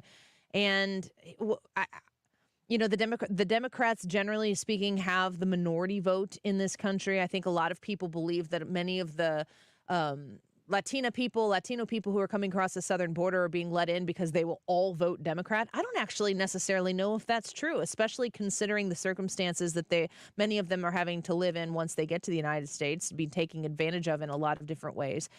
There is one party in America that looks at you and has made the decision as to who you are, and if you aren't that way, who you will be and you will comply. And then there's the Republican Party that is kind of taken over the classical liberal way of thinking, especially politically, which is keep the government where the government belongs and stay out of my business. There's a lot more room for freedom and liberty on the right side of the aisle. How do we get into any sort of community, even the suburban white moms that people keep talking about that need to see the light? How do we communicate that amongst ourselves, not waiting for some talking head to show up and do it? How do we get that message across? Well, I mean, I think we got to be honest here. I mean, let's just keep it a buck. I mean, there's elements within the Republican Party that don't want Black people in the party either. I mean, yeah, Democrats have had a lock on the Black vote, but it's because Republicans, conservatives do zero outreach in Black areas by and large, right? We talk about this on Twitter quite a bit. There's no investment made in these communities. Every Monday we get online and we talk about Chicago and all the people killed in Chicago and the violence in Chicago and Baltimore and St. Louis and all these areas throughout the country. But there's no real effort that's put forward no real plan, no real investment to change any of these communities. And even when it comes to doing real outreach, no outreach is done by the party to try to recruit minority people into the party. It almost sort of happens by default. Now, Donald Trump showed that with real attention paid to these issues and the right kind of messaging, that is possible. Republicans generally get 6 to 8% of the Black vote in any national election, right? Donald Trump in 2020 got 15 to 16% of the overall Black vote. There was internal polling that showed that he got like 26% of Black males. I saw numbers just today that showed that in the Midwest, he actually got 30%. Wow. Those numbers they're insane for a Republican candidate And it's because what did he do differently? He actually spoke to black people like we have agency. He acknowledged historical truths that most other people just acknowledge and the Republican Party typically runs from. And he had the conversation as if we had agency and as if we were worth having a political discussion with. It wasn't pandering. He did real outreach, and his message was focused on capitalism. It was focused on economics. It was focused on conservative principles that we say we espouse every single day. So if we would just do what we say we believe in, right, and have the conversations about all the things that we love to talk about and we love to tweet about, have it in front of a different audience and not assume that the people in that audience are intellectually inferior, that they've been voting against you because they're slaves on some plantation. If we have a real conversation, guess what? A lot of those people that aren't voting for you are able to be won over, and Donald Trump showed it as possible. So that is one key legacy item that I think if people within the Republican Party and conservatism implement, real change can take place. But we got to step up and show that that's something that's a real priority for people on the right. Yeah, Adrian, so much of it is just showing up. I mean, literally, what would the Republican Party have to lose to show up in these places? We're sitting in here in St. Louis, as you mentioned, and it's a Democrat hellhole. I mean, I've been carjacked in this town. I've had a gun pointed at me in standstill traffic on a bridge. Didn't have anywhere to go. Everybody who I know who works downtown has some sort of story of a close call or something much worse. And there is, at this point in time, no hope for change in this city. Why aren't the Republicans showing up to make an effort is a great question. And what I hear you saying, Adrian, is that Donald Trump made an effort and he benefited from it. Yeah, absolutely. And well, part of the reason it's expensive, right? In order for real change in some of these areas, it's going to take a long-term investment. This isn't something that you're going to see change in one election cycle, right?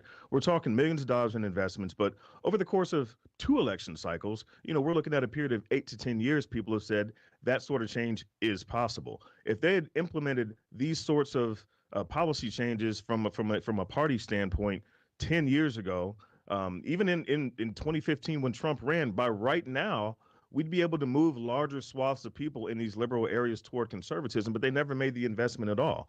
Yet, we have areas like Chicago where we say, oh, they got what they voted for. Well, first off, when it comes to the illegal immigrant issue, the people are being bussed there from the border by Republican governors. I don't recall anybody in Chicago voting for Greg Abbott. Nobody in Chicago voted for Ron DeSantis. Nobody in Chicago voted for Arizona Governor Doug Ducey. So the idea that they voted for this is patently absurd on its face. Now, you can make the argument that, yes, they voted for people who are advocates of sanctuary cities. Fine, whatever. But the fact of the matter is, if we look at Chicago's special election from this past spring, there were 0 Republican candidates on the ballot. Right. People can say, well, there was no party affiliation. Come on. We know everybody's background. You can get on Wikipedia, you can get on Ballotpedia and find out exactly who these people are. All of them were Democrats. The only option these people had were left or further left. The GOP, and I'm not blaming the party because the party's just made up of people and you can't force people to run, but you can create the circumstances and the conditions that make it easier for people to run, right? Yeah. There was not a Republican option on the ballot. So how do you blame these people for not voting for you when you're not even willing to show up? You're going to lose 100% of the fights that you don't show up to. Yeah. And really, truly showing up starts from the bottom up. You got to be there. You got to be on the ground. You got to be willing to help real people before you ask them to give you your full support. And the Republican Party absolutely needs to show up in a much, much bigger. It's an investment worth making for all of our sakes. Adrian, thank you for being here with us. Thank you. I appreciate your time and joining us on the YouTube live stream as well. It's great to have you. Yeah, definitely. Thanks for having me. I appreciate it. All right. We'll do it again soon. Bye-bye. Adrian Norman, he is a staff writer at Timcast, author, columnist, commentator, and you can find him on Twitter at Adrian Norman DC. A real pleasure to have him on. He's such a smart guy, great perspective, and an honest take. All right, let's take a quick break. More results from the YouTube live chat poll, your comments. What is your view of Vivek Ramaswamy as a presidential candidate? Do you have a favorable view, unfavorable, or I'm a Democrat? I wanted to give you an option that allowed you to feel heard and seen. That might be it for you. We'll be back with more results in just a minute. They say you better give up, you better give up. This is the Annie Frey Show. Follow Annie on Twitter at Annie Frey Show.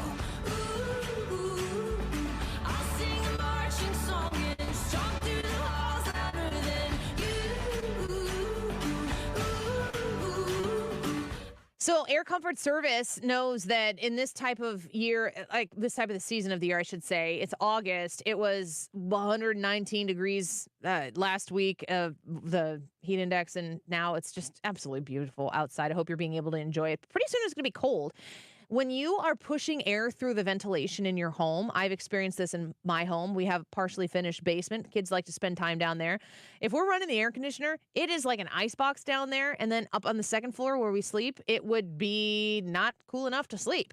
We had an AeroSeal duct seal done on the ventilation in our home. Air Comfort Service came out to our house. They first measured all of the leakage that was taking place in the ventilation to show us how much air was seeping out in that ventilation that wasn't getting to where the air was supposed to be pushed to. And then they seal it up. They call it an AeroSeal duct sealing, and it is fantastic at making sure that the air that you're paying to heat and cool your home through that ventilation is getting to the places it needs to be, which means you don't have to pay for as much of that air conditioner or furnace to run. If you've been thinking about doing this in your home, call them at 314-513-0091. Call 314-513-0091 and mention the AeroSeal duct sealing that Annie had and see when they can get out to your house to help you fix this problem in your home. You can find them online at aircomfortservice.com. I'm Jack Wagner, host of the show Otherworld, a podcast that tells stories of real people who experience something paranormal or unexplained. Before Otherworld, I wasn't even interested in the paranormal. That changed when I realized how many people are out there who have experienced something extraordinary and never told anyone about it. I started this show to take a grounded approach to the paranormal, help people tell their stories in their own words, and encourage more people to come forward with their own. Listen to Otherworld now for free on the Odyssey app or wherever you get your podcasts. I was having a lot of sinus infections. My sinuses were clogged, pressure, headaches. Linda suffered for years with chronic sinus infections. You don't feel like doing anything. When you feel like your head is completely clogged, all you want to do is just lay down and sleep. And the pressure, it's just not fun, always walking around with a headache. Now, her issues are gone. How? A minimally invasive procedure done in the office of St. Louis Sinus Centers called balloon sinuplasty. I really did not know what it was like to feel like you're really breathing and not being so clogged up. I would do it again in a heartbeat, and I would definitely recommend it for someone else. Do you suffer with chronic sinus infections, facial pain, pressure, congestion? Find out if balloon sinuplasty is the solution for you. Set an appointment today with St. Louis Sinus Centers. Call 314-332-2885. 314-332-2885. That's 314-332-2885. Hi, this is Brian with Velocity Home Buyers, and I buy houses cash. If you own a house and want to sell it fast at a fair price, call me at 314-782-3333. I can pay cash and close in as little as 7 days. I buy houses in any condition and any price range in the St. Louis area. I'm a private real estate investor who buys several houses a month, and I want to buy more. I buy inherited houses, divorce houses, behind in payment houses. I even buy my tenant won't pay me the rent houses. Do you own a house that needs updating, but you don't have the time or money for it? Great, because I love buying outdated houses. I buy vacant houses, job relocation houses, and foreclosure houses. If you own a house and want to sell it fast, call me at 314-782-3333. That's 314-782-3333. You've listened to 97.1 FM Talk. You've heard of Doug Voss of Voss Financial and Safe Money Radio, as he has been a staple as the financial expert on the station for many years. You can hear him on Safe Money Radio several times a weekend right here on 97.1 FM Talk. And you can talk to Doug Voss directly. Here's his number. Call Doug at 844-676-SAFE. That is 844-676-7233. Doug Voss is a registered representative. Securities offered through D.H. Hill Securities, LLLP. Member FINRA and SIPC. You're listening to the Annie Frey Show live from the Air Comfort Service Heating, Cooling, and Insulation Studio. Air Comfort Service is hiring licensed journeymen. Don't have a journeyman license? Air Comfort Service will help you get it. Get guaranteed hours year-round and more. Apply online at aircomfortservice.com. There's a music station that fits your taste at Odyssey.com. Download the app for instant access to hundreds of music stations and listen live to 97.1 FM Talk. The Odyssey app. Download it or stream from 971talk.com.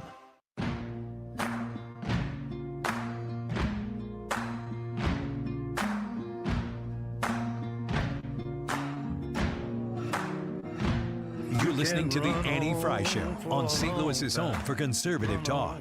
For a long time, run on for a long time. Sooner or later, gotta cut you down. Sooner or later, gotta cut you down. Go tell that long-tongued liar.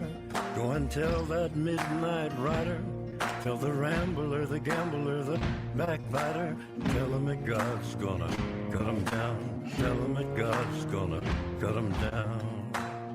Welcome back to the Annie Frey Show. Glad that you were here with us this afternoon. Really, really busy show today. We had Congressman Jason Smith start the show off to talk about the House Ways and Means Committee that he is the chairman of and their investigation into Hunter Biden and the obvious connections of Joe Biden in the involvement in Hunter's business. So Congressman Jason Smith joined us at the top of the show. Mike Davis, who's the founder of the Article 3 Project. You go to article3project.org to learn more about that. Reacted with us after Jason Smith got done at 12:25. Joe Concha at 1:05. We just got done speaking with our friend Adrian Norman about the connection between the mugshot and Donald Trump support and the black community and the way that conversation has kind of taken on its life of its own. I mean, do you cringe at all, Brad, when you see people making these statements? It just depends on who's making the statement. I mean, I think some people, they have the credibility to be able to make that statement. But I don't like the idea that we just assume, or that somebody would assume because he got a mug shot, the black community is automatically going to be behind that. That's ignorant. Yes. It frustrates me. Yeah. I think that having talked to Adrian about it and knowing his take and knowing he's very well thought out on a lot of these issues, I was grateful he came on and dug a little bit deeper than just that surface take that a lot of folks are having. So I wanted to treat that conversation with care, and hopefully we did that. There is an article, it's on newtraderu.com, which is not a website I'm really terribly familiar with, but this article kind of amused me.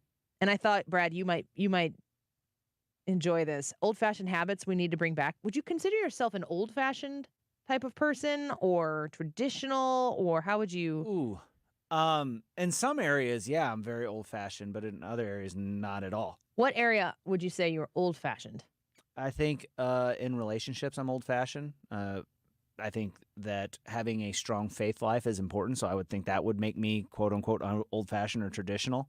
Certainly the secularists. Yeah. I'm not – I like phone calls and face-to-face interaction better than texting or emails. It's just – I don't know, stuff like that. But in other areas, I'm not old-fashioned. I like modern technology. I like using it. I like embracing it. A lot of that stuff is not just something I like. It's entertaining and fun. Let's get the Brad thumbs up or thumbs down on these 5 suggestions on old-fashioned habits we need to bring back. Mending and repairing instead of replacing. Yes, 1,000%. Know how to fix something. And maybe this comes from just a background of growing up where I didn't have the finances to get whatever I wanted. So if I wanted something nice, I had to make it nice. So or if you had something nice, you were going to have to preserve it. Yeah, I needed to keep it nice. So knowing how to fix your own car or gosh, I've fixed our dryer several times. But, if it's a like, I'll give you an example. Inside a dryer, they call it a squirrel cage. It's a little fan that spins and blows the air through the dryer. Squirrel cage? Yeah, because it looks like a little gerbil cage that the gerbils run in. I thought that's where you kept your pets. No, don't keep your pets in the dryer, folks. Don't try this at home, kids. But that broke. It's like a $6 part. But you got to take the dryer apart to get into it. And if you don't know how to do that, you're going to end up spending whatever the service call is to have somebody come out and replace a $6 part. And whenever they replace a $6 part, there's always a markup on the part. So they buy the part at retail, and then they mark it up, and they make money off of selling you the part that they put on your device. It's just the way the industry works across all maintenance industries. Sure. I mean, and there are some people who are not going to be able to do that. There's going to be some people who don't have the means, the strength, the ability to get the squirrel out of their dryer, or whatever you just said. But if you do, you saved money. Have the patience to it. And the other thing is too, like, my wife is able to sew and fix torn items. So if I have a hole, like I've had holes in my pockets before, and that about ruin a pair of pants if you're a guy, because that's the only, you don't carry a purse or a bag. Yeah.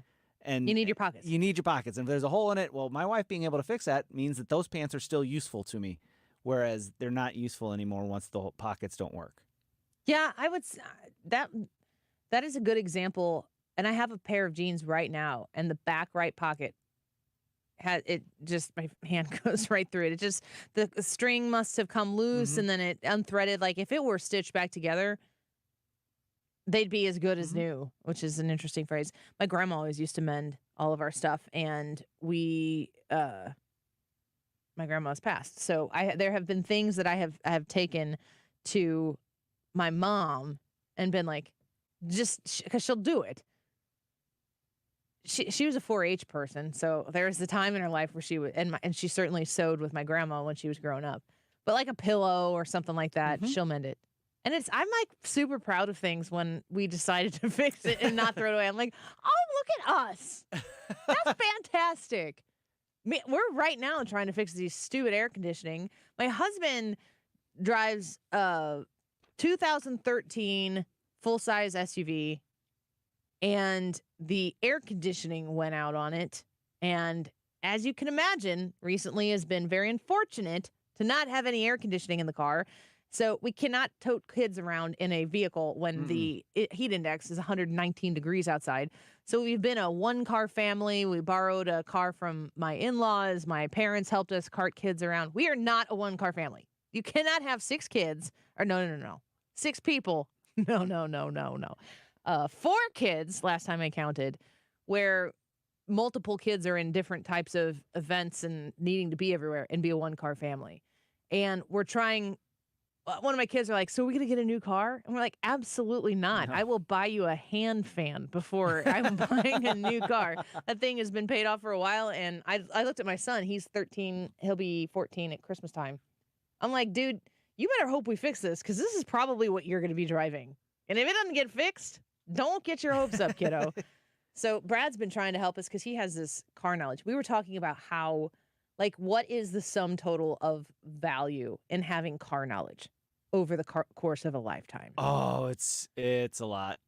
I mean, you seriously, you go to get something like that fixed. We called our first mechanic. We think he's retired. I hope he's okay because we've never heard anything from. And then the second place we took it, those folks, they do our struts and our brakes and all of that stuff, and they're super slammed, and this is not what they like do. And so then they said take it to a dealer. So we took it to a dealer, and then they told us it was going to be way more than we thought it was going to be, because there were more problems than we anticipated, according to what they said. And we're just like, I don't know that we want to spend all of that money on this car that we're approaching value of. So Brad's going to try to help us with it. But if you just don't have the knowledge or the experience to do something like that, you just have to pay sizable fees for someone to even look. Yeah. Hundreds of dollars per hour are labor costs, depending on where you go. So you're going to spend upwards of, at almost any mechanic shop, you're going to spend over $100 an hour on labor. And that, they have a book. Most shops there's a book. They go by the book. This job on this vehicle takes this amount of time, and that's what they charge you. And so you'll spend thousands of dollars. I hate the feeling of ignorance to a specific issue and just having to trust that someone's not taking advantage of it. Hate it. So our gratitude in advance for hopefully being able to help us fix that air conditioner, because I do not want to pay $3,400. I do not want to pay that. The next thing on the list, old-fashioned habits we need to bring back for frugal living, it says. Mending and repairing instead of replacing is the first one. The second one is preserving seasonal foods. Before refrigeration, people relied on canning, pickling, drying, and root cellars to preserve food. Preserving food allows them to enjoy produce year-round. Doing it yourself saves money compared to buying commercially canned or frozen goods. We do this with jellies. My husband has a dream of tomatoes and vegetables and salsas and all that stuff, but our yard is not conducive to the garden necessary to make that happen. Yeah. But when we build a house someday, he's in his mind going to be planning out the garden as much as the house. Yeah. I like most of those foods that were mentioned there. You're not mad at those. No, I like jerky. I like dried or smoked meats. I like jams and jellies. I like pickles. I like all of those foods. The other side of that is, so I'm a fan of this. The other side of that is that you get to control what goes into it. So you don't have to pack it full of preservatives. You don't have to pack it. Food. You control all of those ingredients. There's a certain amount that has to go in the process. I understand that, but you get to control that, and you know what's in there, and it's going to be an all around more healthy food, provided you have a healthy recipe. Yeah, we also do pickles. I forgot about that.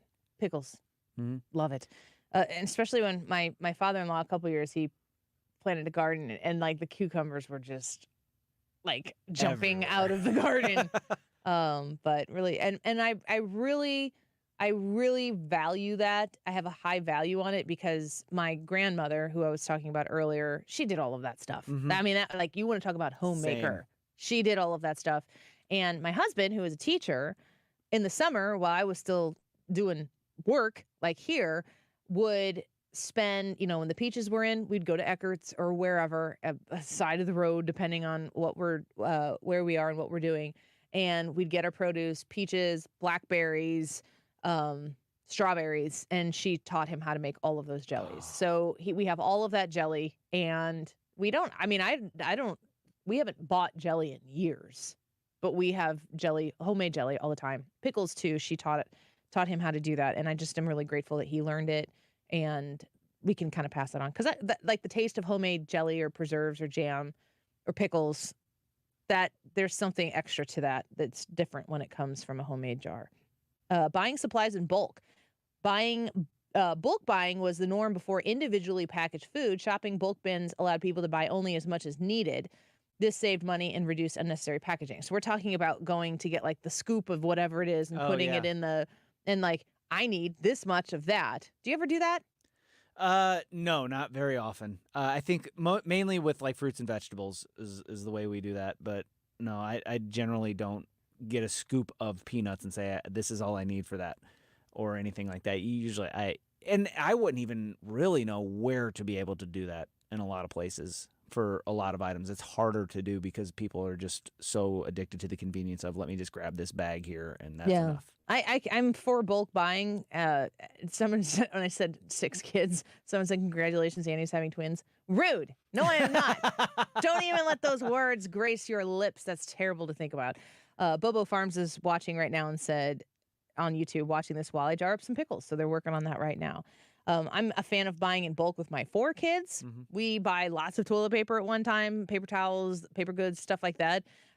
We are at minimum a 2-gallon milk family right now, but it seems as though, we run out fast. Yeah. It could be more. We just go to the store quite a bit, and Ruler Foods has great deals on that. Just gonna throw that out there. But buying bulk, like loose bulk, no, I don't really have an application for that in my life. Making goods instead of buying them. So making stuff. In past, sewing clothes, canning goods, baking, and handcrafting were common skills. People could make everyday items themselves rather than buying them. Reviving these skills allows you to create good goods customized to your needs for less. Do you make anything? Messes. I make a mess. Trying to make things? Yeah. If like I don't know. Usually when I make something, it's out of necessity. My wife, like if you talk about baking a cake and stuff like that, my wife does stuff like that. I think about a lot of these things on this list, and this just keeps coming back to me. And I think I've mentioned this on the show before. I have a hourly rate that I pay myself in my brain. So if this is going to save me money, my time is money as well. So I have to be able to do it in less time, hourly wage-wise, than it would cost me to just spend to pay somebody to do it or to buy it at that price. So your rate is $20 an hour too. That's what I'm at now, but I'm about to give myself a raise because prices are going up everywhere. Yeah, no kidding. So anyway, I just look at it and I go, can I make this for cheaper than I can buy it, time-wise, and will it be as good? Yeah. Because you're not going to be an expert in every area. But sometimes it might be better. It might be better if you can do a better job. For sure, I'm all about that. Yeah. Scooter says the great thing about pickling is that there are times when the raw vegetables don't taste that great. Pickling saves stuff in a lot of ways. I agree with that. I don't like vegetables. Well, I do, but I only like what comes with the vegetables, and I will eat the vegetables to eat the salad. But it's like, I need the sum total of it. I'm not the type of person who's like, oh, I just would like to have a cucumber right now. That is not me at all. I don't understand that person. No, I don't. What's wrong with you people? Using things up fully. I think that this is an interesting one to think about. Previous generations used every last bit of an item before replacing it. They found creative ways to extend usefulness, like mixing near empty shampoo bottles or sewing small scraps into quilts. I also think about, like a television is a good example in my mind. Does your TV still work? Can you still watch what is on the television? Are you still serviced in the way that you need to be serviced by said television, even though the technology is way more advanced now because you've had your TV for 10 years? Do you feel like, well, we need to get a new TV because the technology is advanced out there? I can feel that push or pull sometimes, but you really have to ask yourself, how much do I want this? How much do I need this? And just make sure that the need exists somewhere in the equation. Yeah. Using things up to the fullest, I try to use every last drop, but I won't go to the extent where I mix water with shampoo to make it. I can't afford to do that. I'm going to set my family out on this. Okay. My dad's side of the family, when ketchup gets low, they'll add a little bit of water to ketchup to make more. And immediately, and it took me the longest time to figure out why the ketchup tasted different. And then I saw him doing it one time. I was like, oh! I can think of few things in my life that are grosser than the juice that comes out of the ketchup bottle or the mustard bottle if you don't shake it up properly. Right. Like, if I open that up and squirt some mustard, or yes, ketchup, leave me alone, on my hot dog, and the juice comes out, I'm not eating it. I'm not that bad. You know what I'm doing? Hey, kids, come here. This eat one is for... Yeah, you won't ever know. Ketchup juice? I can't. I can't with ketchup juice. I also wouldn't finish a 2-liter bottle of soda if it's gone flat. It's done. It's not good anymore. It's time. Yeah. Yeah. Well, those are some ways that you can implement some old-fashioned ways of going about different things in life. And of course they save money, but I also think it's just smart. And I kind of wonder how it's interesting to me that the green community, I drive past the landfill every day, and it makes me sad every day. You know why? Because I can't see the St. Louis Arch until I get past it. It has ruined the horizon view coming from the east side of the river into St. Louis. You have to pass the little hills on the left, which are the Cahokia Mounds. These are globally historical locations right here in our midst. And on the right side are mountainous landfills. It makes me sad. I think about what I put in the trash can for it, and I would encourage you to do that as well. But when we're talking about fixing things, mending things, not being quickly replacing things, using everything up full, that would help that cause too. And I'm all for it. All right, let's take a quick break. When we come back, the results of today's YouTube live chat poll. Have you voted yet? Hurry up, get over there. Let us know what your vote is. Let us know what your comment is. We'll read them when we return. What's your view of Vivek Ramaswamy as a presidential candidate? Favorable, unfavorable, or I'm a Democrat? As if that is separate from favorable and unfavorable. It is. It can be.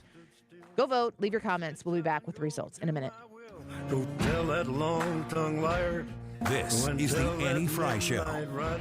Find the podcast, on-demand audio, and more at 971talk.com/Annie. Cut him down. Tell him that God's gonna cut him down. You can run on for a long time. Run on for a long time. Run on for a long time. Sooner or later, gotta cut you down. Sooner or later, gotta cut you down. Well, you may throw your... The IRS definitely ramped up operations since the pandemic slowed them down, and activity only increases from here. Hi, this is Lance Story with the Lance Story Law Firm. If you're currently under audit or you haven't paid your taxes in the past, now's the time to call the Lance Story Law Firm. The IRS has a published Taxpayer Bill of Rights, which says you have the right to retain legal representation. Because IRS problems are legal problems, and the Lance Story Law Firm focuses specifically on addressing IRS issues for our clients. It's all we do. We get out in front of the IRS, devise the best resolution plan, and work to make sure you're able to take advantage of every program you're qualified to receive. So before you send money to some out-of-town, high-pressure company, call the Lance Story Law Firm. We're local, located right here in St. Louis. Our visit LanceDruryLaw.com to schedule your free consultation with your local tax resolution law firm, the Lance Drury Law Firm, 314-238-7360. The choice of a lawyer is an important decision and should not be based solely upon advertisements. If you're looking at new windows for your house, choose wisely. Mark Cox here for my friends at Window World. You want to go with a company you can trust. Ranked number one in the number of windows sold in the country. That's according to Qualified Remodeler magazine. In just over 20 years in business, they've improved the look and obviously the thermal efficiency of over 70,000 customers in St. Louis. They're going to give you a lifetime warranty that covers all the parts and the glass breakage and the labor. It's a good product. Call them at 314-993-1800 for your free estimate. That's 314-993-1800. Window World won the Good Housekeeping Seal of Approval. That's not easy. They rely on the expertise of their in-house engineers and their analysts and their product experts to give that seal of approval. That should matter to you as well. Call for your free estimate right now. Simply the best for less at Window World. 314-993-1800, windowworld.com. The choice of a lawyer is an important decision and should not be based solely on advertisements. I'm Jim Onder. Not all law firms are created equal. Don't risk your future with just any firm. See how Onder Law is different. Onder Law. Call 314 or 618-9000 to learn more. Arco National Construction, LLC seeks structural engineer in St. Louis, Missouri to design, model, detail, and coordinate the structural elements of buildings. Apply at jobpostingtoday.com. Reference number 87156. Arco National Construction, LLC seeks structural engineer in St. Louis, Missouri to design, model, detail, and coordinate the structural elements of buildings. Apply at jobpostingtoday.com. Reference number 87156. I want to talk to you about classic kitchen refacing. Imagine, design, create. First of all, I know that the economy is a challenge right now. You've been looking at your kitchen and you've been thinking, I need to do something about this. You've priced out cabinets and you went, whew, maybe I'll do something later. I want to tell you how you can remodel your entire kitchen for drastically less. It starts with going to classickitchenrefacing.com. They specialize in taking your cabinets, refacing them in a way that brings your kitchen to life. And I have been in the store there in St. Anne and visited and talked with the owner and the family that runs this local business, your neighbors that you're shopping with when you go there. And their ability for dramatically less to breathe new life into your kitchen, to bring it up to date in a modern way is fantastic. They can add new backsplashes. They can add new hinges and pulls. They have countertops in granite, laminate, opportunities for you to really transform the whole look of it. But they can also take the look of your cabinets and change it to a wood or paint color. It is way less expensive to remodel your kitchen with Classic Kitchen Refacing. You can go to 314-739-1730, call 314-739-1730, and talk to them about how they can help you with your kitchen. I think you're going to be blown away by the savings, blown away by the amount that you can save when it comes to redoing your kitchen. Visit them online at classickitchenrefacing.com. You've been listening to the very popular Wellness 101 for many years, Saturdays and Sundays on 97.1 FM Talk. We're happy to share that we've expanded the show to 4 times a week. Yes, 4 times every weekend. Saturday at 10 a.m., Saturday at 8 p.m., Sunday at 9 a.m., and Sunday at 2 p.m. It's the same great show designed to cut through the nonsense and provide you a common sense, science-based strategy for a healthy life. So join TJ and Aaron for Wellness 101. Now 4 times a week on 97.1 FM Talk. Today's YouTube live chat poll is, what is your view of Vivek Ramaswamy as a presidential candidate? Favorable, unfavorable, or I'm a Democrat? Get online, vote in the YouTube poll on Annie Frey's YouTube page. The time is 2:51. This update is sponsored by Jerry Kelly Heating and Air Conditioning. It's time for a $98 AC tune-up. St. Louis's home for conservative talk. The Mark Reardon Show. Brian Kilmeade back with us. With Vivek, this guy's an extremely smart guy, very good communicator, but his foreign policy's out to lunch. Weekdays from 3 to 6 on 97.1 FM Talk.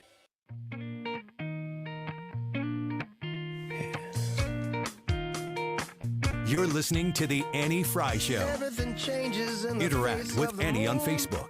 The Annie Frey Show. And you're in full bloom when you move me, my Luna girl. My feet 2 feet from the ground. seeing colors and I'm seeing sounds when you take me out of this world. Well, I count my blessings and hug my luck like an old brass penny with two heads up. It's alright if you're late, I just hope that you find your way soon. Shine down like Welcome back to the Annie Frey Show. There was a video circulating, I think it was early this week. Did I maybe ask you to pull this yesterday about Vivek Ramaswamy with Hardball with Chris Matthews sitting and talking to Dick Yeah, that's in the Gephardt? folder from yesterday. That's in yesterday's. I'm going to pull this up while we're chatting about this here. It is a very young Vivek Ramaswamy. This is the one with Al Sharpton? Yes, I believe so. And I gotta figure out which cut it is. But they're having a town hall type of a setup, and Ramaswamy they're asking a question of, I guess it's Dick Gephardt. No. It's not of Dick Gephardt. It's of Al Sharpton. And it's on MSNBC. It's kind of bizarre. I can't find it here. Is it on here?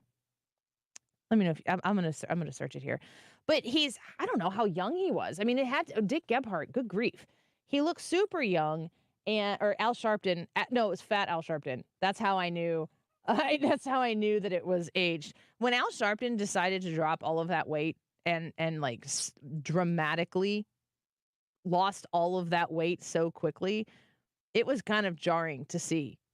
This is from let's play it. Reverend Sharpton, hello. I'm Vivek, and I want to ask you. Last week on the show we had Senator Kerry, and this week and the week before we had Senator Edwards. And my question for you is, of all the Democratic candidates out there, why should I vote for the one with the least political experience? Well, you shouldn't, because I have the most political experience. That's a funny answer.